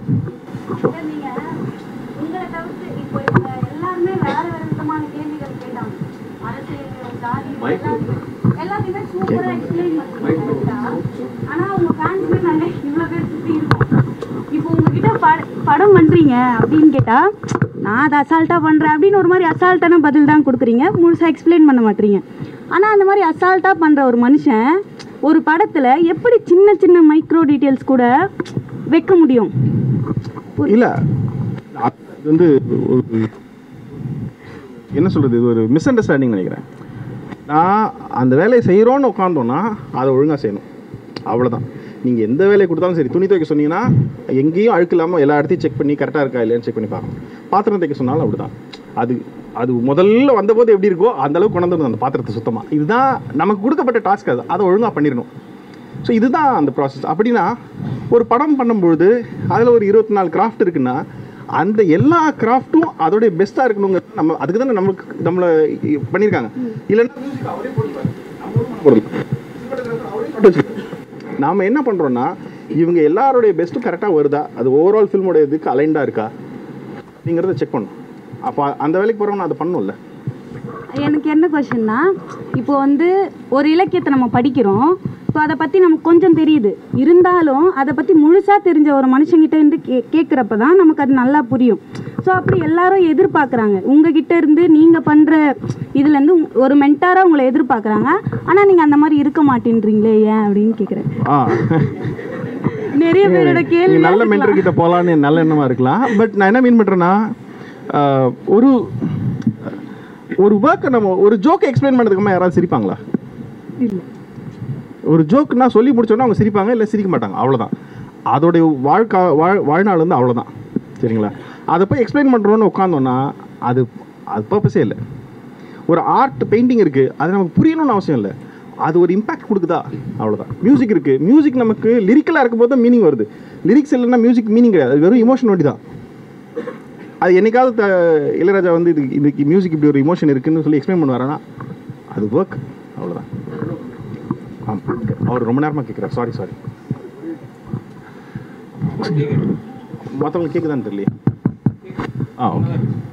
எனக்கு என்னன்னா வந்து இப்போ உங்க படத்துல கான்வர்சேஷன்ஸ் ரொம்ப பிடிக்கும். கான்வர்சேஷன்ஸோட அந்த கடைசியா நீங்க சொல்ற மாதிரி துக்கிக்குள்ள ஒரு சின்ன கிவ் பேக் இருக்கும். இன்னொரு கேரக்டர், 2 கேரக்டர் இருந்தா ஒரு கேரக்டர் இந்த செருப்பு மாத்தி போடுற மாதிரி, இந்த குட்டி பையன் சொல்ற மாதிரி. ஸோ எனக்கு பேசிக்கா வந்து நான் எழுதும்போது, நான் பெருசா கம்ப்ளீட் பண்ணதில்லை எந்த ஸ்கிரிப்டிங்க, பட் எழுதும்போது இருக்க பிளாக் என்னன்னா, நம்மளுக்கு மிடில் எண்டு ஸ்ட்ரக்சரா வந்துடும், இல்லை சீன்ஸோட எண்டு பிகினிங் தெரியும். ஆனா அதுல டயலாக்ஸ் ஃபீல் பண்ணும்போது எப்படி இருக்குன்னா, என்னடா ஒண்ணு நம்ம பேசுற மாதிரியே இருக்குங்கிற மாதிரி இருக்கும், இல்லைன்னா வந்து இது இன்ட்ரெஸ்டிங்காவே இருக்காதுங்கிற மாதிரி இருக்கும். ஆனா உங்க படத்துல அது ஆக்சுவலா சூப்பராகவே அமையுது. ஒவ்வொரு சீன்ஸும் இன்ட்ரெஸ்டிங்கா இருக்கிறது, சின்ன சின்ன ஒரு காமிக்கலா இருக்க டயலாக்ஸ் ரொம்ப அமையுது. ஸோ நான் என்ன கேட்கணும்னு நினைச்சேன்னா, நீங்க எழுதும்போது சீன்ஸ்ல கான்வர்சேஷன் எழுதுறதுக்கு உங்களுக்கு ஏதாவது ஒர்க் ஃப்ளோ இருக்கா அப்படின்னு கேட்குறேன். ஏன்னா நிறைய ரைட்டர்ஸ் நான் பார்க்கும்போது என்ன சொல்லுவாங்கன்னா, நான் வந்து என் கூட இருக்க கோ ரைட்டர்ஸ் கூட பேசிட்டு அதை கான்வர்சேஷனாக பேசி கன்வெர்ட் பண்ண ட்ரை பண்ணுங்கிற மாதிரி இருக்கும் இல்லையா? ஸோ உங்களுக்கு சூப்பராக அது ஒர்க் ஆகிறதுனால உங்களுக்கு ஏதாவது அந்த மாதிரி ஒர்க்ல ஏதாவது நீங்க யூ ஃபாலோவிங் அப்ங்கிற மாதிரி ஏதாவது இருக்கா? இல்லை, எனக்கு பர்டிகுலராக ஒரு ஆர்டர்லாம் இல்லை, இப்படி தான் பண்ணுவான்னு சொல்லி ஒரு செட் ஆர்டர் இல்லை. மோஸ்ட்லி நான் கூட மற்ற ரைட்டர்ஸோ அசிஸ்டன்ட் ரைட்டர்ஸோ உட்காரும்போது எங்களுடைய ப்ராசஸாக நாங்கள் வந்து முதல்ல அந்த ஒரு ஃப்ளோ ஸ்டேட் போகிறது இருக்குல்ல, ஒரு நல்ல படம் பற்றி பேசுறது, நல்ல சீன் பற்றி பேசுறதுன்னு அந்த ஸ்டேட்டுக்கு போயிடுறது. அந்த ஸ்டேட்டுக்கு போனதுக்கு அப்புறமா இந்த சீன் எப்படி பண்ணலான்னா அந்த ஐடியா வரும். சில நேரத்தில் அப்படி நடந்திருக்கு. அப்புறம் இன்னொன்று ஆக்சுவலாக நீங்கள் பேசிட்டு போது கவனிச்சு இந்த அரச மரம் ஒன்று சொன்னீங்க இல்லையா, இந்த மாதிரி நிறைய ஃப்ரேசஸ் நீங்கள் பேசும்போது சொல்றீங்க. இதுக்கான சோர்ஸஸ் என்னன்னு உங்களுக்கு யோசிக்கும் போதே வந்து பாதி நேரம் வந்து இவர் மட்டும் கெத்தா பேசுறாரு, நம்ம பேசவே இல்லைங்கிற மாதிரி இருக்குல்ல. ஸோ லைக் ஏதாவது உங்களுக்கு ஃப்ரேம் ஆஃப் ரெஃபரன்சஸ் இருந்திருக்கும், இந்த இடம்லாம் எனக்கு இன்ட்ரெஸ்டிங்காக இருந்துச்சு அப்படின்னு. இல்லை, நான் எப்படி சொல்கிறதுன்னா, இப்போ உங்ககிட்ட பேசுகிறேன், என்னை அறியாமல் நீங்கள் சொல்கிறது ஏதாவது இன்ட்ரெஸ்டிங்காக இருந்ததுன்னா இங்கே வந்துடும். நான் திருடுறதா அப்படி இல்லை, பட் ரியல் லைஃப்பில் நம்ம பார்க்குறது இந்த மாதிரி வசனங்கள் அல்லது இந்த மாதிரி வரிகள் வந்து எங்கள் அம்மா நிறைய சொல்லி கேட்டிருக்கேன். யாராவது எங்கள் பெரியம்மாவோ அல்லது சொந்தக்காரர்களோ யாராவது ஒருத்தர் சொல்லியிருப்பாங்க, அல்லது ரோட்டில் போகும்போது கேட்குறது தான். ஸோ அது ரொம்ப ப்ரொஃபவுண்டான லைனாக இருக்கும்ல சில நேரத்தில். அது அவங்க நெடுநாள் வாழ்க்கையினுடைய சாராக தானே அந்த லைனுக்கு வந்திருப்பாங்க, அங்கே வந்து சேர்ந்துருப்பாங்க. அப்போ அது ரொம்ப எஃபெக்டிவாக தானாகவே அமையுது. லாஸ்ட்டாக ஒரே ஒரு கொஸ்டின் என்னன்னா வந்து இப்போ நான் பொதுவாக வந்து நான் இப்போ டைரக்ட் பண்ணும்போது ஷார்ட் ஃபிலிம் டைரக்ட் பண்ணும்போது எனக்கு பெரிய இன்ஃபுளுன்ஸ் வந்து உங்களோட ஆரணிக்கான ஸ்கிரிப்ட் நான் படிச்சிருக்கேன். அதில் வந்து எதெல்லாம் இல்லைன்னு சொல்லி ரெட்டு அந்த மாதிரி ஹைலைட்லாம் பண்ணி வச்சுருப்பீங்க. அது பார்த்து இன்ஃபுளுன்ஸ் என்னன்னு தெரியல. பட் ஆனால் பொதுவாக டைரக்ட் பண்ணும்போது எல்லாருமே என்கிட்ட கம்ப்ளைண்ட் பண்ணுறதுனா நீ ரொம்ப ஓவர் டைரக்ட் பண்ணுற, உனக்கு ஒரு சினிமாட்டோகிராஃபர் இருக்காரு, ஒரு ஆக்டர் இருக்காரு, ஆனால் எல்லாத்தையுமே நீ போய் ஓவர் டைரக்ட் பண்ணுறங்கிற ஒரு கொஸ்டின் இருக்கு. ஸோ உங்களுக்கு அந்த மாதிரி ஏதாவது கிரிட்டிசிசம் இருந்திருக்கா அப்படின்றது? ஒரு விஷயம் எப்படி எளிமையா ஒரு விஷயத்தை வார்த்தை போடுறாரு அப்படின்னா, லைஃப்ல நம்மளுக்கான அனுபவங்கள் இருக்கு இல்லையா, நிறைய மனிதர்களோட பேசுற உரையாடுற அனுபவங்கள் இல்லையா, அதுல முக்கியமானதா வந்து பாக்குறேன். எத்தனை கேரக்டர்ஸோட நீங்க இன்டராக்ட் பண்றீங்க. நீங்க ஒரு கான்வர்சேஷன் வந்து கிரியேட்டிவா எழுதி யோசிச்சு மட்டுமே படைச்சிட முடியாது. அது ஒரு அனுபவம் இருக்கு. அதுக்குள்ள உங்களுக்கு நீ பார்த்த மனிதர்களை பற்றியான உங்களுக்குள்ள உருவான அந்த படிமங்கள் இதெல்லாம் சேர்ந்து தான் வெளியில வருது இல்லையா. அது நம்மளுக்கு என்ன இப்போ பிரச்சனை இருக்குது, சமீபத்தில் எல்லாத்தையும் விஷுவலாகவே பார்த்துறோம். இது என்னுடைய குலத்தையும் பார்க்குறேன், அவன்கிட்ட விஷுவலாக மட்டுமே பார்க்குறோட அது அனுபவமே அதில் இல்லை. ஒரு மனிதரை பற்றியான பிரமிப்பும் இல்லை, ஒரு மனிதரை பற்றியான கோபமும் இல்லை, அல்லது இந்த மாதிரியான ஒரு ஃப்ளாட்டான தரத்துக்குள்ள நம்ம வர ஆரம்பிச்சிட்டோம். நம்ம வந்து ஒரு சிறப்பான விஷயத்தை தேடி தேடி போயிட்டு இருக்கோம். அது இயல்பாமே ஒரு நார்மலான உரையாடலுக்குள்ள மனிதர்கள் கூட பேசும்போது இயல்பாகவே அமையும். நம்ம ஏதோ அந்த அனுபவத்தை மிஸ் பண்றோமோன்னு தோணுது. நீங்க எனக்கு வந்து இலக்கியத்துல சிங்காரத்தோட பிடிக்கும். சிங்காரத்தோட எழுத்துல இருக்கக்கூடிய வேலையில ஒரு தோணியோ அதை படிக்கும் பொழுது என்னன்னா அது ஒரு லைஃப் இருக்குல்ல, அந்த லைஃபை நீங்க ஒரு தனியா உட்காந்து கிரியேட்டிவா யோசிச்சு உருவாக்கிட முடியுமா அப்படின்னா இல்லை. ஆனா அது ஆக்சுவலா எனக்கு எந்த மாதிரி பிளாக் ஆகுனா, எனக்கு இந்த மாதிரி ஒரு வியர்டான ஒரு டிசிஷன் வந்திருக்கு. இப்போ எந்த ஒரு லிட்ரேச்சர் ஒர்க்கா இருந்தாலும் சரி, ஒரு படமா பார்த்தாலும் சரி, ஃபர்ஸ்ட் இந்த ஃபில்ம்ல இருந்த இன்ட்ரெஸ்ட் வர்றதுக்கு முன்னாடி நான் ஏதோ நல்லா பார்த்த மாதிரி இருக்கு. இப்போ வந்து இதுல நம்ம என்ன கிராப் பண்ணிக்க முடியுங்கிற ஃபீலிங் தான் இருக்கே தவிர அது வந்து மேபி எல்லாத்துக்கும் இருக்கான்னு எனக்கு தெரியல. பட் எனக்கு இருக்கு. இல்லை, அது நாங்கள் காலேஜில் இருக்கும்போது எங்கள் ப்ரொஃபஸர் சொன்னது, இதுக்கப்புறம் உங்களால் படத்தை சாதாரணமாக எல்லாரும் மாதிரி ரசிக்க முடியாதுன்னு சொன்னார். அது ஒரு சாபம் தான். ஸோ அது நம்ம அந்த லக்ஸரியை நம்ம விட்டு கொடுத்து தான் நம்ம இந்த லக்ஸரியை பெறுறோம் வாழ்க்கையில். சார் சார் சாரி, இவர் ரொம்ப என்ன கேட்கணும்னு சொன்னார். இவர் ஒருத்தர் கேட்டு முடிச்சுட்டுமா ப்ளீஸ்? இல்லைங்களா, கேள்வி கேட்கறதுக்கு முன்னாடி ஒரு சின்ன அப்சர்வேஷன். நீங்கள் இங்கே எவ்வளோ இடம் இருக்குது, ஆனால் நீங்கள் உட்காந்துருக்க இடம் வந்து குழந்தைகள் அண்ட் அறிவியல் மீட் பண்ணுற செக்ஷன். அது ப்ராப்ளி நாளைக்கு யூடியூப்பில் பார்க்கும்போது நிறைய ஃபேன் ஃபிக்ஷன் வரலாம். இன்னொரு விஷயம் வந்து பின்னாடி ஒரு நாயின் கதை அப்படின்னு ஒரு புக் இருக்குது. இல்லை நான் என்ன சொல்லணும்னு நினச்சேன்னா அங்கே ஒரு பூனையின் கதைன்னு தான் இருக்கணும். இது என்ன ஆல்டர்னேட் யூனிவர்ஸா அப்படின்னு ஒரு ஸோ இது ஒரு சின்ன அப்சர்வேஷன். கேள்வி வந்து அவர் கேட்டதோடைய ஒரு எக்ஸ்டென்ஷனான ஒரு கேள்வி தான். இப்போது இந்த வயலன்ஸ்ன்னு சொல்கிறோம் இல்லையா, இவர் சொன்னார் உங்கள் படத்தில் வயலன்ஸ் இல்லைன்னு. பட் ஆனால் நீங்கள் அது வேறு விதமாக காட்டுறீங்க. அதாவது ரத்தம் சதவீதமாக காட்டாமல் வேறு விதமாக காட்டுறீங்க. அது ஆரணிக்காண்டம்லேயும் இருக்குது, சூப்பர் டிலக்ஸ்லேயும் இருக்குது, ஆர் ஈவன் கடைசி படத்துலேயும் இருக்குது. ஸோ என்னென்னா இப்போது அதை பார்த்துட்டு இது நல்லது இது கெட்டதுன்றது ஒரு மெச்சூரான ஒரு ஆடியன்ஸ் கண்டிப்பாக அவங்களே வந்து அதை டிசைட் பண்ண போகிறாங்க. ஏதோ ஒரு இன்டர்வியூவில் வந்து பிட்வீன் டூ கிரிட்டிக்ஸ்க்கு டிபேட் நடக்கும்போது மார்ட்டின் ஸ்கார்செஸி எப்படி வந்து உல்ஃப் ஆஃப் வால் ஸ்ட்ரீட் மாதிரி ஒரு படம் எடுக்கலாம், அதை வந்து அவர் பூஸ்ட் பண்ணுற அந்த கேரக்டர்னு சொல்லும்போது எதிர்வாதத்தில் சொன்னவர் வந்து அது அவர் வந்து தப்புன்னு சொல்லி தான் உங்களுக்கு அது தெரியணுமா, உங்களுக்கே தெரியாதா அப்படின்ற மாதிரி ஒரு கருத்து இருக்குது. ஸோ இப்போது எப்படி வந்து சிகரெட்டுக்கு வந்து smoking is injurious to health அப்படின்னு சொல்லி போட்டு அது டேக்லைன் இருக்குது, இது நீங்கள் பிடிக்காது உங்கள் இஷ்டம்னு சொல்லி கொடுக்குறாங்களோ அந்த மாதிரி தான் நான் வந்து இப்போ இங்கே நிறைய கேள்வி கேட்டாங்க. அது எங்கே வருதுன்னா கடைசியில் சென்சார் போர்ட் சர்டிஃபிகேஷனில் தான் வந்து முடியுது. ஸோ ஒரு லியோ மாதிரி படத்துக்கு வந்து யூபைஏ கொடுக்குறாங்க, ஆனால் வந்து ஆரண்யகாண்டம் மாதிரி படத்துக்கு which didn't show the violence அதுக்கு வந்து நீங்கள் நிறைய கஷ்டப்பட்டீங்க இல்லையா. ஸோ அதுக்கு அப்ஜெக்டிவான ஒரு கைட்லைன்ஸ் வர்றதுக்கு நம்ம என்னெல்லாம் பண்ணணும், அது ஏன் இன்னும் யாரும் இனிஷியேட் பண்ண மாட்டேறாங்க? இல்லை இப்போ இனிஷியேட் பண்ணணும்னா அதுக்கு ஏன்னா இப்போ ஃபைனலி எனக்கு என் படம் ரிலீஸ் ஆகிடுச்சு அப்படின்ற ஒரு கருத்தில் எனக்கு அந்த ப்ராப்ளம் இல்லை, அதுக்கு அடுத்து வந்த படங்களில் அந்த மாதிரி சில பேர் சொல்கிறாங்க. சில பேர் அதை சஃபர் பண்ணிவிட்டு அதோடைய காம்ப்ரமைசஸ் பண்ணிட்டும் ரிலீஸ் பண்ணுறாங்க. ஸோ அதுக்கு ஃபைனலான ஒரு கன்க்ளூஷன் இருக்கணும்னா என்னெல்லாம் பண்ணலாம், அதுக்கு உங்கள் சஜஷன் என்ன?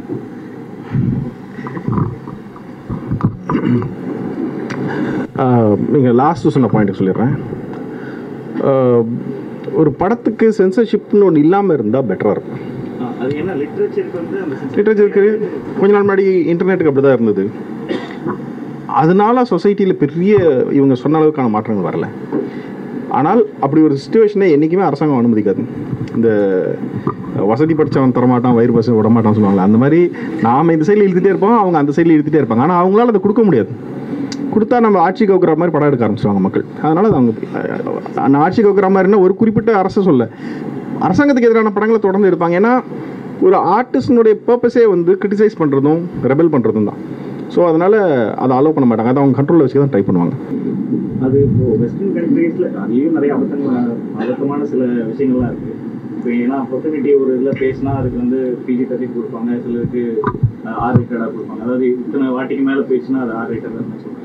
இப்போ இந்தியாவில் பொறுத்த வரைக்கும் நமக்கு வந்து இப்போ பாலிவுட்க்குமே நிறைய டிஃப்ரென்சஸ் இருக்குது. ஸோ அதை ஸ்ட்ரீம்லைன் பண்ணுறது ரொம்ப அவசியமான ஒரு விஷயம். அதையும் நம்ம ஏன் இனிஷியேட் பண்ணுவோம்? ஏன்னா இப்போ இவர் வந்து அவருடைய பையனுக்கு வந்து லியோ படம் காட்டணும்னு நினைக்கிறது பிகாஸ் அது UIA அப்படின்னு வந்தனால, அதே மாதிரி அந்த மாதிரி படங்களுடைய பாட்டுகள் வந்து பிரபலம் ஆகிடுறதுனால அன்ஃபார்ச்சுனேட்லி சில்ட்ரன்ஸ் வந்து அதை பார்த்துட்டு படம் பார்க்கணுன்ற ஒரு விஷயங்கள் தான் வெளில வருது. ஸோ இப்போ ஆர் ரேட்டட் மாதிரி ஃபிலிம்ஸ் எதுக்கு அப்படின்னா அதோடைய பாட்டு கூட நம்ம வந்து குழந்தைங்களுக்கு காட்டாமல் இருந்தோம்னா அப்படிதான். ஸோ இந்த கைட்லைன்ஸை நம்ம எப்படி ஸ்ட்ரீம்லைன் பண்ணுறது, அதுக்கே நம்ம இன்னும் புரியுது. இதுக்கு முதல்ல அண்ணா சொன்ன மாதிரி இது பல நாடுகளின் கூட்டமைப்பு இல்லையா, இது ஒரு சப்கான்டினென்ட் இல்லையா. ஸோ இது எல்லாத்துக்கும் ஒரு ரூல் போட முடியாது. அதனால் ஆந்திராவில் வர படத்தினுடைய குவாலிட்டியோ அதோடைய அவங்களுடைய சென்சிட்டிவிட்டியும் ஹிந்தி படத்தினுடைய சென்சிட்டிவிட்டியும் தமிழ் மக்களுடைய சென்சிட்டிவிட்டி அல்லது அவங்க ஃபில்ம் மேக்கர்ஸனுடைய சென்சிபிலிட்டிஸ் இதெல்லாம் வந்து ஒரே கோடு கீழே கொண்டு வர முடியாது. ஸோ அவங்க வந்து ஒரு பொதுவாக ஒரு கைட்லைன்ஸ் வச்சுருக்காங்க. இந்த மாதிரி இருந்தால் பெட்டர் அப்படின்னு சொல்லி வச்சுருக்காங்க. அது வழியாக சர்டிஃபிகேஷன் கொடுக்குறாங்க. அது எல்லா விஷயத்துலையும் இருக்கிற மாதிரியே இதுலேயும் சிலது நமக்கு வசதியாக இருக்குது, சிலது வசதியாக இல்லாமல் இருக்குது. பட் அதில் ஒரு முரண்பாடு இருக்குது. அது இருக்க தான் செய்யும். ஏன்னா இப்போ UIA வர படத்தில் வயலன்ஸ் எக்கச்சக்கமாக இருக்குது. ஆனால் அவங்க ஏன்னு கொடுக்குற படத்தில் நம்ம துணைவாக சொன்னாலுமே வந்து அது வந்து அவங்க வந்து ஹார்ஷாக இருக்குது அப்படின்றாங்க. ஸோ இதை ஸ்ட்ரீம்லைன் பண்ணுறது அதுதான். ஏன்னா இப்போ கண்டிப்பாக இங்கே தமிழ்நாட்டில் இருக்கிற ஒரு கைட்லைன்ஸ் வந்து ஆந்திராவுக்கும் இதுக்கும் வேறமாக இருக்கலாம். பட் நான் என்ன சொல்ல வரேன்னா, இப்போது இந்த சீனை கட் பண்ணால் UIA கொடுத்துரும் அப்படின்றதுக்கும் இப்போ ஏன்னு ஒரு விஷயம் இருக்குது. அதில் அப்ஜெக்டிவாக நான் என்ன வேணால் சொல்லலாம். அது ஆடியன்ஸ் வந்து மெச்சூர்டாக இப்போ 18 வயசுக்கு மேலே வந்து தான் பார்க்குறாங்க. அவங்க வந்து தப்பு சரி எதுவும் சொல்லிட்டு அவங்க ஒன்று ஏன் விட மாட்டேன்றாங்க. ஏன் ரேட்டட் வந்து டக்ஸ் இருக்கு அது நம்ம இல்லை அதை தான் சொல்கிறேன். அவங்களுக்கு அப்படி ஒரு அவங்க சில அடிப்படை ரூல்ஸ் வச்சுருக்காங்கல்ல, அதனால இப்போ கொஸ்டின் பண்ண முடியாதா? இல்லை இப்போ கொஸ்டின் பண்ணுறதுக்கான ஒரு இன்ஃபேக்ட் வேணும்னா என்ன பண்ணலாம்? எனக்கு தெரியும், ஞாபகம் இருந்துச்சு ஒரு ஃபியூ இயர்ஸ் பேக். அதுக்கு நான் ஒரு பப்ளிக் இன்ட்ரெஸ்ட் லிட்டிகேஷன் ஒரு ஃபைல் பண்ணியிருந்தேன், சென்சர்ஷிப் வேணான்னு. அதுக்கப்புறமா நான் ஃபைல் பண்ண கேஸ் போகிறதுக்கு முன்னாடியே அவங்க வந்து இதுக்கு இன்டர்நெட்டுக்கெல்லாம் சென்சர்ஷிப் வருதுன்னு சொல்லி அனௌன்ஸ் பண்ண ஆரம்பிச்சாங்க. ஸோ ஸோ அதாவது நாம் ஒரு ஜான் ஏறினா 2 மனசு இருக்குது அந்த மாதிரி. இன்னும் ஒரு கொஸ்டின், நீங்கள் கடைசியாக பார்த்த படம் என்ன? நீங்கள் அடிக்கடி பார்க்குற படம்? ஐயோ, கடைசியாக என்ன படம் பார்த்தேன்னு எனக்கு யோசிக்கிறேன். பேர் ஞாபகம் இல்லை, இப்போ தான் பார்த்துருப்பேன். போன வாரமாக முன்னாடி ஒரு வாரம் 2 வாரத்தில் பார்த்தேன். ரொம்ப அப்செட் ஆகிட்டேன் அந்த படம் பார்த்து. எவ்வளோ அப்செட் ஆனால் அந்த படம் என்ன படம்னு ஞாபகம் விடலை. அந்த மாதிரி அப்படி கம்ப்ளீட்டாக எரேஸ் பண்ணிட்டேன். ஆனால் ஏதோ ஒன்று பார்த்தேன், எனக்கு ஏதோ ஆன்லைனில் வந்துருச்சுன்னு சொல்லி ஃப்ரெண்ட்ஸ் சொன்னேன். நல்ல படமா? இல்லை சரி, அது இதுவாக சொல்ல, நான் டக்குன்னு மறதியில் தான் சொல்கிறேன். அவனும் அவ்வளோ இதுவாக சொல்ல தெரியல. நான் லாஸ்ட்டாக வந்து கேம் ஆஃப் த்ரோன்ஸ் திருப்பி உட்காந்து ஒரு தடவை பார்த்தோம். ஒரு சும்மா வியூயிங் ப்ளஷருக்காக பார்க்கலான்னு சொல்லி பார்த்தேன்.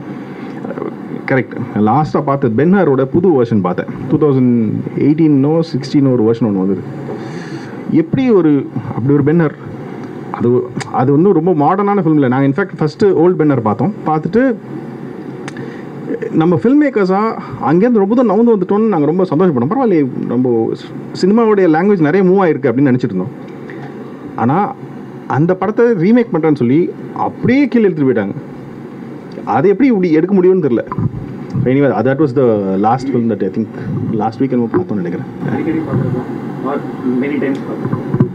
நான் யாருமே இல்லை மெனி டைம். நான் திங்க் காட்ஃபாதர் நிறையா பார்த்துருப்பேன்னு நினைக்கிறேன். யா இது வேறு எதுவும் பர்டிகுலராக ஒன்றும் இது இப்படி பார்ப்பேன்னுலாம் இல்லை, அதாவது உட்காந்து பார்க்க வேண்டியதுதான். சார் சார் இப்போ உங்கள் படங்களை வந்து இன்னும் முடியல. நார்மலாக இப்போ ஜனரஞ்சகமான படங்கள்லாம் இருக்குது. உங்கள் படத்தை நார்மலாக ஜனரஞ்சகமான படம் தான் நீங்கள் எடுக்கிறீங்க, நீங்கள் சொல்கிறீங்க. பட் அது ஏன் கன்சிடர் பண்ண மாட்டேன்றாங்க ஜனரஞ்சகமான படமா அப்படின்னு? ஏன்னா எனக்கு அது ஏன் அப்படி கன்சிடர் பண்ண மாட்டேங்கிறாங்கன்னு நினைக்கிறீங்க? இது ஒரு இன்ட்ரெஸ்டிங்கான பாயிண்ட். என்னென்னா, இது நான் சமீபத்தில் நான் ரியலைஸ் பண்ணிட்டது.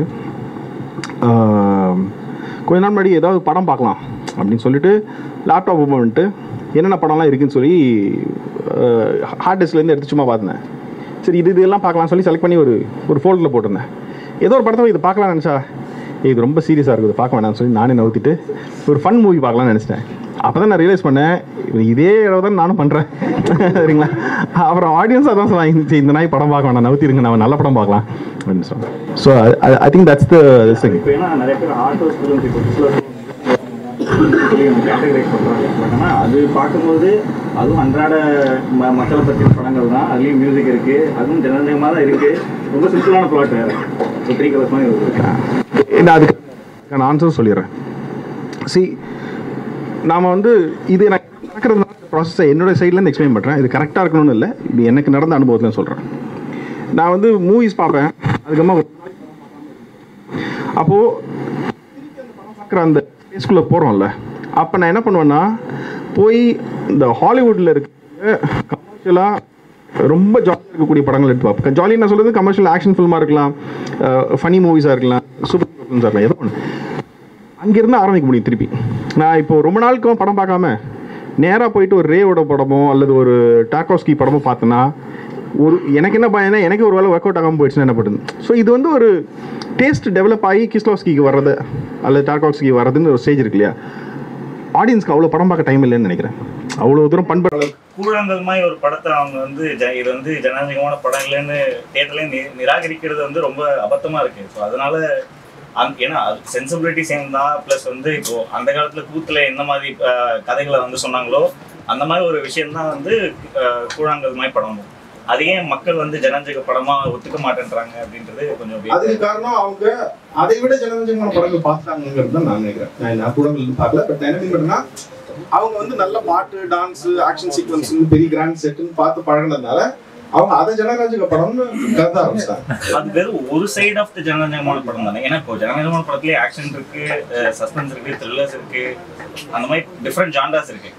நம்ம வெறும் ஒரு ட்ராமாவையும் ப்ளஸ் வந்து இப்போ கருத்து அதில் ஏதாவது ஒரு பொலிட்டிக்கல் ஸ்டாண்ட்ஸ் ஏதாவது எடுக்கிறாங்களோ, இப்போ ஏன்னா இப்போ சார்பட்டா மாதிரி படங்களில் வந்து அதுலேயும் பொலிட்டிக்கல் ஸ்டாண்ட்ஸ் இருக்கு. ஆனால் அதை வந்து ஜனநாயகமான படமாக தான் நம்ம கன்சிடர் பண்ணுறோம். ஆனால் ஒரு டைமில் நம்ம ட்ராமாவாக எடுக்கும்போது மட்டும் அதை வந்து நம்ம ஆர்ட் ஹவுஸ் படம் அப்படின்னு சொல்லிடுறோம். நான் அதுவும் சொல்கிறேன், பொலிட்டிக்கல் ஐடியாஸ் சொல்கிறதுனால மட்டும் ஒரு படம் ஒர்க் அவுட் ஆகணும் இல்லை. சார்பட்டாவில் அதில் இருக்கக்கூடிய ட்ராமா இருக்குல்ல, ஒரு ஹீரோட ஜேர்னி இருக்கு இல்லையா, அதை தான் அவங்க விரும்புகிறாங்க. அதை அவங்க விரும்பும் போதே நம்ம சைடில் பாலிட்டிக்ஸை புஷ் பண்ணுறது தான் புத்திசாலித்தனம் இல்லை. அதனால தான் அது நல்ல எஃபெக்டிவான மெத்தடாக இருக்குது. ட்ராமான்ற ஜான்ரால வரும்போது மட்டுமே அதை ஆர்ட் ஹவுஸை தள்ளுறாங்களா அப்படின்றது. ஏன்னா ட்ராமாவில் நீங்கள் வேறு என்ன காட்டுறீங்க? நான் சொல்கிறது கமர்ஷியலான எலிமெண்ட்டாக ஆக்ஷன் காட்டுறதில்ல, சாங்ஸ் பார்க்கல அப்படின்னா அவங்க நேச்சுரலாகவே இது அது இல்லைன்னு நம்ப ஆரம்பிப்பாங்கல்ல. உங்கள் படத்தையும் அவங்க வந்து என் படத்துலேயும் அதே தானே. இந்த படத்தில் தான் பாட்டு இருக்குது, அதுக்கு முன்னாடி பாட்டு இல்லையே. சாரி, இங்கே ஒருத்தர் ரொம்ப நேரமாக கேட்டிருக்காரு, முடிச்சுட்டு உங்ககிட்ட கேட்கலாம் சார். யூஸ்வலாக தமிழ் சினிமாவில் பார்த்தீங்கன்னா எமோஷன்ஸ் சம்மந்தப்பட்ட படங்கள் நிறையா வரும், இல்லை பொலிட்டிக்கல் சம்மந்தப்பட்ட படங்கள் நிறையா வரும். பட் உளவியல் ரீதியான படங்கள் ரொம்ப கம்மியாக இருக்கும். ஃபார் எக்ஸாம்பிள் நீங்கள் ஒரு இன்டர்வியூவில் கூட அது கிரேட் பியூட்டி பற்றி பேசியிருப்பீங்க. அந்த மாதிரி படங்கள் வந்து தமிழ் சினிமாவில் வரதுக்கான ஸ்பேஸ் இருக்கா? அது பற்றின கருத்து உங்களுக்கு சார்? சரி, இது வந்து திருப்பி எது முதல்ல வர்றதுன்ற கேள்வி தான். அந்த மாதிரி கதையை யாராவது எழுதணும், அதை ஒருத்தர் ப்ரொடியூஸ் பண்ணுறதுக்கு தயாராக இருக்கணும், மக்கள் அதை எடுத்துகிட்டு வந்தால் பார்க்க தயாராக இருக்கணும். ஸோ இது இந்த ஸ்டேஜில் ஏதாவது ஒன்றில் கட்ட விழுந்துருச்சுனாலும் அதுக்கம்மா அது நவராது. ஸோ மக்கள் இன்னும் அந்த இடத்துக்கு வரணும். என்னென்னா அதுதான் என்னோட அடுத்த கேள்வியாகவும் இருந்தது. மக்கள் அந்த இடத்துக்கு வந்துட்டாங்க. பிகாஸ் இங்கே அந்த படங்களை பற்றி கேள்வி கேட்டவங்களுமே ஒன்றும் உணர்ச்சிகரமாக அப்படி கேட்குறாங்க, இல்லை அரசியல் ரீதியாக கேட்குறாங்களே தவிர உளவியல் ரீதியாக அந்த கேரக்டர் பற்றி கேள்விகள் வந்து பெருசாக வரல. ஸோ ஆடியன்ஸுமே அதை நோக்கி நகரலையா, இல்லை இன்னும் அது நாட்கள் ஆகுமா அப்படின்றதும்? இல்லை, நாட்கள் ஆனதுக்கப்புறமா அது நடந்துச்சுன்னா ஓகே தான். நமக்கு நான் இன்னொன்று சொல்கிறேன், நம்ம வந்து நம்ம சினிமாவில் எங்கேருந்து நம்ம சினிமா பார்க்க ஆரம்பித்தோம், இப்போ எங்கே வந்திருக்கோன்றது பாருங்கள். நாடுகளில் எங்கேருந்து சினிமா ஆரம்பிச்சிருக்காங்க, அவங்க எங்கே வந்திருக்காங்க, அவங்களுடைய டேஸ்ட் என்னன்றதை பார்க்கணும். ஸோ நாம் வந்து கூழுக்கும் கஞ்சிக்கும் கஷ்டப்பட்டு இருந்த காலத்தில் வயலில் வேலையை பார்த்துட்டு ராத்திரி போயிட்டு சும்மா தூங்கறதுக்கு முன்னாடி போயிட்டு ஒரு எம்ஜிஆர் படம் பார்த்து சந்தோஷமாக வீட்டுக்கு வந்து படுக்கிறோன்ற அங்கேருந்து வந்திருக்கோம்ல. ஸோ அங்கே இருக்கிறவங்க நம்ம கூட்டு வரணும்னா அதுக்கான டைம் எடுக்கும்ல. நம்ம இன்றைக்கே வந்து கிரேட் பியூட்டியோடையோ அல்லது ஒரு ஃபெலினியோட படத்தோடையோ கம்பேர் பண்ணிட்டு நம்ம அங்கே வரலன்னு சொன்னால் அது நியாயம் இல்லைல்ல. ஆனால் இப்படி சொல்கிற நாம பருத்தியூரன் மாதிரியான படங்கள் எடுத்திருக்கோம். பயங்கர கமர்ஷியலாக, பயங்கர என்டர்டெய்னிங்காக, ரொம்ப நல்ல படமாக நடந்திருக்கு. ஸோ இது வந்து அக்கேஷனலாக நடக்குது. அது இன்னும் ஃப்ரீக்வெண்ட்டாக நடக்கிறதுக்கு நம்ம இன்னும் கொஞ்சம் தூரம் போனால் நடக்கலாம்னு நினைக்கிறேன். நடக்கும்னு சொல்ல முடியல, நடக்கலாம். அவர்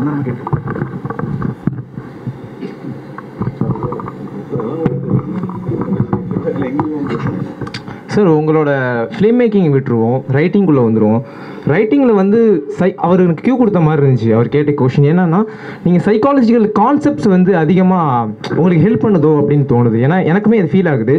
ஃபார் எக்ஸாம்பிள் சூப்பர் டிலக்ஸில் அந்த டாக்டர் சொல்கிறது, இந்த whole world is created for one அப்படிங்கிற மாதிரி, அந்த அண்டா சராசரமே அப்படின்னு சொல்கிறது, நினைவு ஒரு பார்வையில் அந்த வெட்னஸ்டே அந்த சொன்னது டக்குன்னு ஒரு மேடை பேச்சில் பார்க்குறப்போ ரேட் எக்ஸ்பெரிமெண்ட் சொல்கிறீங்க. நான் ஒரு சைக்காலஜி ஸ்டூடெண்ட், அதனால் அப்படி கேட்குறேன். ஸோ இந்த மாதிரி சைக்காலஜிக்கல் கான்செப்ட்ஸை நீங்கள் ரைட்டிங்கில் ஒரு எக்ஸ்பெரிமெண்ட்டாக பண்ணுறப்போ அது சக்ஸஸ் ஆகிடுதா அப்படிங்கிற மாதிரி? ஏன்னா எனக்கு எங்கே சக்ஸஸ், எல்லாமே ஃபெயிலியர் தானே. இல்லை சார், நம்ம சாட்டிஸ்ஃபை அந்த மாதிரி சொல்கிறேன். ஃபார் எக்ஸாம்பிள் இப்போ நான் அந்த சைக்காலஜிக்கல் கான்செப்ட்லாம் எடுத்துகிட்டு நிறைய பெர்ஸ்பெக்டிவ்ஸ் இருக்குல்ல சார். இப்போ உங்கள் சூப்பர் டிலக்ஸில் நிறைய பெர்ஸ்பெக்டிவில் தான் எழுதிருப்பீங்க. நான் ஒரு எக்ஸ்பெரிமெண்ட் பண்ணலான்னு சொல்லிட்டு ஒரு 5 men 5 women LGBT குடின்னு சொல்லிட்டு ஒரு 10 பேரை வச்சு டிஃப்ரெண்ட் பெர்ஸ்பெக்டிவில் ஒரு ரைட்டிங்கில் சொல்கிறேன். ரைட்டிங்கில் ஒரு எக்ஸ்பெரிமெண்ட் பண்ணலாம்னு நினச்சேன். பட் என்னால் வந்து ஒரு ஐடியாலஜிக்கலாக அது அப்படி இப்படின்னு ஐடியாலஜிக்கல் மாறி மாறி போகிறப்போ கண்டினியூ பண்ணி எடுத்துகிட்டு போக முடியல. பட் நான் எனக்கு என்ன சந்தேகம் அப்படின்னா, இப்படி சைக்காலஜிக்கல் கான்செப்ட்ஸை வச்சு எழுதுறது எனக்கு பெனிஃபிட்டாக இருக்கா, இல்லை நானே அப்படி ஏமாற்றிட்டு இருக்கேனா அப்படின்னு சொல்லிட்டு ஒரு கொஷின் இருக்குது. நீங்கள் எழுதுகிறப்போ அது உங்களுக்கு இது சரின்னு தோணுச்சா அப்படிங்கிற மாதிரி கேட்குறேன். ஓகே, நீங்கள் அப்படி செய்கிறது கரெக்டாக தப்பான்னு என்னால் சொல்ல முடியாது. சரி, அது அந்த கால் நீங்கள் தான் எடுக்கணும். ஓகே, நான் என்னுடைய ஒர்க்கில் வந்து நான் இதுக்காகன்னு போய் ஒரு கான்செப்டையோ இதுக்காகன்னு போயிட்டு ஒரு எக்ஸ்பெரிமெண்ட் பற்றியோலாம் படிக்கல. எனக்கு அதில் பர்சனல் ஆர்வம் இருக்குது. நான் அதனால் அதை போய் தேடினா ரொம்பலாம் கூட தேடி அலையிறதுலாம் இல்லை. அது பாட்டுக்கு வரும் யூடியூப்லலாம். அதுதானே பண்ணுது. அது வந்து அதுவே நமக்கு வந்து சர்ச் பண்ணி அமுச்சு விட்டுட்டே இருக்கும். நான் அதை கன்சியூம் பண்ணிட்டுருக்கேன். ஸோ எனக்கு எதெல்லாம் எக்ஸைட்டிங்காக இருக்கோ அது தொடர்ந்து கொடுத்துட்டே இருக்கு. நான் அதே சொன்ன மாதிரி தான், நான் அதையும் எனக்கு அட்வான்டேஜாக யூஸ் பண்ணிக்கிறேன். அந்த இது என்ன சொல்கிறது, அதான் சீக்கிரம் அட்வான்டேஜாக யூஸ் பண்ணுறது சரியாக தப்பா? இல்லை, நான் சொல்கிறது டெக்னாலஜி எனக்கு அட்வான்டேஜாக யூஸ் பண்ணிக்கிறேன் சொல்கிறேன். சரிங்களா? ஸோ இப்படி நான் தகவல்களை தெரிஞ்சு வச்சுக்கிறேன். இப்போ ஒரு தோழர் சொன்ன மாதிரி தான், சின்ன வயசுல நம்ம கேட்ட பழமொழியாக இருக்கலாம், இன்சிடெண்ட்டாக இருக்கலாம், எப்பயோ பார்த்த ஒரு தூரத்து சித்தப்பாவுடைய லுக்காக இருக்கலாம், இதெல்லாம் நம்ம மனசில் பதியுதுற மாதிரி. அதே மாதிரி தான் இப்போ ரேட் பாரடைஸ் எக்ஸ்பெரிமெண்ட்டாக இருக்கட்டும், அல்லது காயாஸ் தியரியாக இருக்கட்டும், ஏதோ ஒன்று ஷ்ரோடிங்கர்ஸ் தியரியாக இருக்கட்டும், இது நமக்கு வந்து என்ன சொல்கிறது, ஏதோ ஒரு விதத்தில் நமக்கு அது உள்ளே போய் உட்காந்துருக்குல்ல. சீன் எழுதும்பொழுது அது வசதியாக இருக்குது. ஸோ அது வருது. எப்படி பழமொழியை நான் பயன்படுத்திக்கிறேனோ, எப்படி நான் வந்து எங்கேயோ பார்த்த ஒருத்தருடைய லுக்கை பயன்படுத்திக்கிறனோ, அதே மாதிரி படித்த எக்ஸ்பெரிமெண்ட்டையோ அல்லது பற்றின ஒரு சயின்டிஃபிக் ஆங்கிளையோ நான் பயன்படுத்திக்கிறேன்.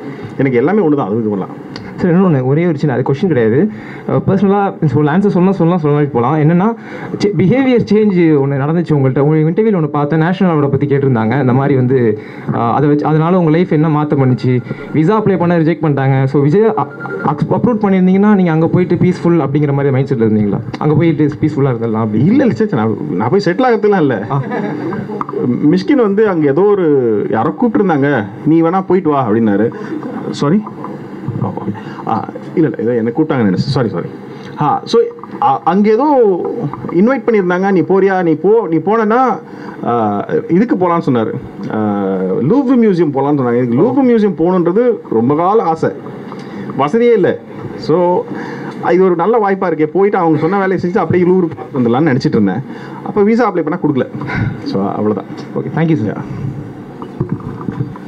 சார் என் பேர் பாலா, டைரக்ஷன் ட்ரை பண்ணிருக்கேன். இப்போ நான் ஃபிலிம் மேக்கிங்காகவும் கேட்கல, ரைட்டிங்காகவும் கேட்கல, உங்கள் ஐடியாலஜிக்கெல்லாம் நான் கேட்குறேன் சார். இப்போ செக்ஸுன்றது காலங்காலமாக டேபுவாக இருக்கிற ஒரு சப்ஜெக்ட்டு. இதை பற்றி எலாபரேட்டாக பேசின சில பேர் சொல்லலாம். ஓசோ வந்து பயங்கரமாக பேசியிருக்காரு அதை பற்றி. சினிமாவில் வந்து தமிழ் சினிமாவில் இப்போ நீங்கள் தான் வந்திருக்கீங்க, கேஸ் பண்ண இருக்கட்டும், கிம்கி டுக்கு, ஸ்டான்லி குப்ரிக், அந்த மாதிரி நிறையா பேசுகிறாங்க. இப்போ என்னோடய கொஸ்டின் என்னென்னா, ஐடியாலஜிக்கலாக நீங்கள் இப்போ கூட சொன்னீங்க டீயில் எவ்வளோ சுகர் போடணும்னு சொல்லிட்டு. என்னோடய கொஸ்டின் வந்து, அதை ஏன் டீ குடிக்கணும்னு நீங்கள் சூஸ் பண்ணீங்க? ஏன் பிளாக் டீ குடிச்சிருக்கலாமே, காஃபி குடிக்கலாமே? எதுக்காக படம் எடுக்கணும்னா நீங்கள் வந்து ஃபுல் லென்த்தாக ஒரு காமெடி ஃபிலிம் கூட எடுக்கலாம். நீங்கள் ஏன் அதை காமத்தை பற்றி பேசணும்? அதுக்கான உந்துதல் வந்து என்னன்னு சொல்லுங்கள். ஓகே, இது எதுவும் பர்டிகுலர் காரணத்துக்காக இல்லை. அந்த கதை தோணும் போது அதை அப்படி எழுதணும். இது நான் சூப்பர் டீலக்ஸ்க்கு சொல்கிறேன். நினைவு ஒரு பறவைக்கும் அப்படி தான். இந்த செக்ஷுவாலிட்டி ஜாஸ்தியாக இருக்குதுன்றது வந்து அந்த கதையிலே அந்த மொமெண்ட்டுக்கு அந்த கேரக்டர்ஸ்க்கு தேவைப்பட்டதுனால எழுதுனது தான் வச்சுக்கோங்களேன். அடுத்த படத்தில் அப்படி எழுதுகிற படத்தில் இப்போ ஒரு ப்ராசஸ் எழுதிட்டு இருக்கேன், அதில் அந்த மாதிரிலாம் எதுவுமே இல்லை. ஸோ அது வந்து என்ன சொல்லுது, அந்தந்த நேரத்துக்கானது தானே. இப்போது நான் இப்போ வேறு ஏதாவது ஒன்று பண்ணியிருந்தேன்னு வச்சுக்கோங்களேன், அது ஒரு தடவையோ 2 தடவையோ தொடர்ந்து பண்ணிட்டேன்னா நீ ஏன் அதை மாதிரியே பண்ணுற அப்படின்னு கேட்பாங்க. அது ஒரு பேட்டர்ன் ஆகிறதுனால அது நீங்கள் ஐடென்டிஃபை பண்ணி சொல்கிறீங்க.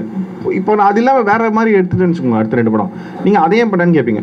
இது வந்து இது ஒரு என்ன சொல்கிறது, ஒரு படைப்பாளிக்கும் அதை பார்க்குறவங்களுக்கும் உண்டான உறவு. அது நீ ஏன்னா தினம் குழம்பு பண்ணிட்டு இருக்க அம்மா கிட்ட கேட்குற மாதிரி தான். ஆமாம், அது ஒரு அன்னைக்கு அந்த இப்போ வசனம் எழுதுற மாதிரி தானே. இந்த மொமெண்ட்டுக்கு இந்த வசனம் நல்லா இருக்குன்னு நினச்சி எழுதுறோம், அவ்வளோதான். இதுக்கு ஒரு அடியாழமாக ஒரு பெரிய ஆழ்ந்த இதெல்லாம் கிடையாது, காரணம்லாம் இல்லை.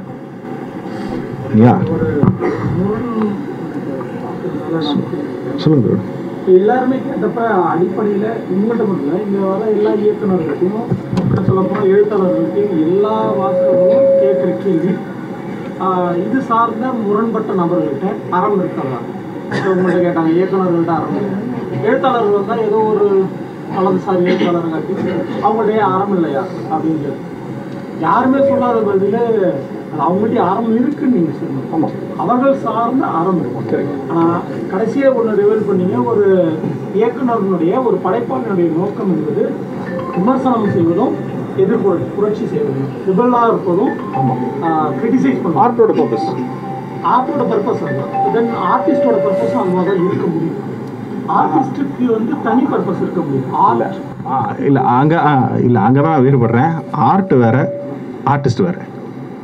ஆர்டிஸ்ட் வழியாக ஆர்ட் வரலாம், ஆனால் ரெண்டும் ஒன்று கிடையாது. ரெண்டும் ஒன்று கிடையாதுன்னா ரெண்டும் ஒரே தளத்திலிருந்து இயங்கணும்னு அவசியம் இல்லை. ஒரே தளத்தில் ஒரு ஆர்டிஸ்டுக்கு ஆர்ட்டினுடைய பர்பஸ் வருமா, இல்லை ஆர்ட்டுக்கு ஆர்டிஸ்டோட பர்பஸ் வருமா? ஆர்ட்டுக்கு ஆர்டிஸ்டோட பர்பஸ் வரும். கலைஞருக்கு கலை அதனுடைய நோக்கத்தை கொடுக்கணும், இல்லை கலைக்கு கலைஞர் நோக்கம் கொடுக்கணும். அது அந்த கலைஞனை பொறுத்து இருக்கு. சில பேர், நான் தான் சொல்கிறேன், இப்போது ரஞ்சித் எடுத்துக்கிட்டிங்கன்னா அவருடைய கொள்கைகளை சொல்கிற படங்களை அவர் எடுக்கிறார். நான் தனி, என்னுடைய ஒர்க் தனின்னு பிரித்து பார்க்குறேன். ஸோ இப்படி 2 விதமாகவும் இருக்கலாம்னு சொல்கிறேன் ஒரு படைப்பாளி. இல்லை, அது கேட்குறேன். எடுத்துக்காட்டுக்கு கொஞ்ச நேரத்துக்கு முன்னாடி தோழர் சொன்னாரு, இந்த கலை அப்படின்றது அரசியல் ரீதியாக புரட்சிகரமாக எப்படியெல்லாம் பயன்படுது. எல்ஜிபிடிக்யூ பற்றி பேசிட்டு இருக்காங்க. நான் ஒரு போஸ்டர் பார்த்தேன், ரஷ்யாவோட போஸ்டர். 1915 வந்த அந்த போஸ்டரில் 2 ஆண் வந்து முத்தமிட்டுக்கிற மாதிரி 2 பேர் கையில் துப்பாக்கி வச்சிருக்கிற மாதிரி ஒரு போஸ்டர் போட்டாங்க. அதாவது அது வந்து எதுக்கு என்ன பண்ணுறோம்னா, அங்கே இருந்த சர்ச்சினுடைய அந்த இங்கே இப்படிப்பட்டவர்களும் எங்களுக்காக போராட்டம், இவர்களே அரவணைச்சு தான் அந்த போராட்டம் நடக்குது அப்படின்னு. அப்போ அந்த கலைக்குன்ற நோக்கம் வந்து, கலையை வந்து இன்னைக்கு கலைக்காகவேன்னு சொல்கிற மாதிரி இல்லாமல் கலை மக்களுக்காகவேன்னு நீங்கள் சொல்வதாக இருந்தால், கலையினுடைய நோக்கம் புரட்சி செய்வதாகவோ அது புரட்சி வந்து வெளிச்சத்தை இருக்கணும். இயல்பாக எளிமையாக இருக்கிற ஒரு புரட்சி. ஒரு இந்த ஓவியம் பார்த்தீங்கன்னா, இது ஒரு ஓவியம். அவர் சொல்கிறாரு, அது அவங்களோட பாட்டி. ஒரு நாள் அவங்க போகக்கூடாது, நேரத்தை ட்ரெஸ் இல்லைன்றதுக்காக அவங்க மேலே அரை உடையோட வந்துட்டாங்க. அதை தான் நான் ஓவியமாக வாங்கியிருக்கேன். அந்த அம்மாவுக்கு அந்த புரிதலுக்கு உட்பட்டு தன் கண் முன்னாடி உடை இல்லாமல் கொடுத்தது அந்த பெண்ணினுடைய வாழ்க்கையில் ஒரு பொருட்கள். கரெக்ட் தான். அப்போ இந்த மாதிரியானதான் ஒரு கலையாக இருக்க முடியும். இவருக்கு இதை படைப்போடு தான் நான் கலையாக தான் இருக்க முடியும். எனக்கு மனசில் சமூகத்தில் வந்து பார்க்குற ஒன்று, அது அனிமல் படமாக இருக்கலாம், அது படமாக இருக்கலாம், எல்லாம் இருக்கும். அது எனக்கு நான் வன்முறை பற்றி ஏன்னா இங்கே எல்லாரும் வன்முறை பற்றி பேசினாங்க. சென்ற வருடம் வந்த படத்திலே மிக மோசமான வன்முறையான படம் எதுன்னு கேட்டால் எல்லாம் சொல்லுவாங்க. நான் சொல்கிறேன், இருக்கிறதுலே மோசமான வன்முறையான வந்த படம் பரியேறும். பரியேறும் பெருமாதான் மோசமான வன்முறை. ஏன்னா ஹீரோவுக்கு தான் வன்முறை நடந்தது. 2 ஆணவ ஒரு ஆணவ கொலை முயற்சி நடந்தது. அவன் மேலே சிறுநீர் கழிச்சாங்க, அவனை படிக்க விடாம பண்ணாங்க. நீங்கள் தமிழ்நாட்டில் இத்தனை வருடமும் பார்த்தா அத்தனை சாதிய ஒழுங்குமுறை அவங்க மேலே நடக்கிறது. ஆனால் அது யாருமே வன்முறை போடணும்னு சொல்லுவாங்க. இப்போ அது வன்முறை சார்ந்த கேள்வி. இந்த வன்முறையை ஒரு கலை வந்து என்னவா காட்டுது? நீங்கள் வியாபாரமாக காட்டுறீங்களா, வேறு எதுவாக காட்டுறீங்க? இப்போ அந்த மாதிரியான ஒரு பார்வையை இருக்கக்கூடியதாக இருக்கணும். இப்போ நீங்கள் கலைஞனுக்கு அந்த அறம் இருக்கணும்னு நான் கேட்குறேன். நான் அதுதான் சொல்கிறேன். இந்த கலை வந்து இப்படி பர்பஸ்க்காக பண்ணுற கலையும் கலை தான். இந்த பர்பஸ் எதுவுமே இல்லாமல் ஒரு ஏதோ ஒரு ஹெவி மெட்டல் சாங் ஒன்று இருக்குன்னு வச்சுக்கோங்களேன், அதோடைய பர்பஸ் வேறு எதுவுமே இல்லை, அது அதுவாக இருக்கிறது தான். இன்ஃபேக்ட் ஜெரிமி கிளாக்சன் வந்து எப்போ ஒரு தடவை கோட் பண்ணியிருந்தார், ஆர்ட்டுடைய பர்பஸ் என்ன, ஆர்ட்டுடைய பர்பஸ் ஆர்ட்டாக இருக்கிறது மட்டும்தான் அப்படின்னு ஒரு தியரி. ஸோ இது நான் என்ன சொல்கிறேன்னா, இப்படி ஒரு கட்டத்துக்குள்ளாரையோ ஒரு பெட்டிக்குள்ளாரையோ போட்டு அடைக்க வேண்டாம் அப்படின்னு சொல்கிறேன் நான். இப்போ இவருடைய அனுபவத்துலேருந்து வரைஞ்ச இதுவும் நல்ல ஆர்ட் தான். இது எதுவுமே இல்லாமல் ஒருத்தர் அவருக்கு எது எனக்கு ரொம்ப பிடிச்சிருக்கு இந்த மொமெண்ட்டை நான் சும்மா அப்படி பெயிண்ட் பண்ணி வச்சேங்கன்னு சொன்னால் அதுவும் ஆர்ட் தான். அது சோஷியலாக எந்த விதமான ஹெல்ப்பும் பண்ணாமே கூட இருக்கலாம். அதோடைய பர்பஸ் வந்து அவர் அன்றைக்கி சந்தோஷப்படுத்துச்சு, வேறு யாராவது என்றைக்கா பார்க்கும்போது சந்தோஷப்படுத்துகிறதா இருக்கலாம். ஆனால் அது தானாகவே எக்ஸிஸ்ட் ஆகிறது மட்டுமே கூட அதுக்கு போதுமானதாக இருக்கலாம். கம்யூனிகேட் பண்ணுறேன்னான்னு தெரியல. நீங்கள் அதை ஏற்றுக்கலையா இருக்கலாம். ஆனால் அப்படி ஒன்று இருக்குங்கிறேன் நான். இப்படி அது பர்பஸ்ஃபுல்லாக இருக்கணும்னு கட்டாயம் கிடையாதுன்னு சொல்கிறேன் நான். அப்படி கட்டாயப்படுத்திட்டு இருக்க முடியாது.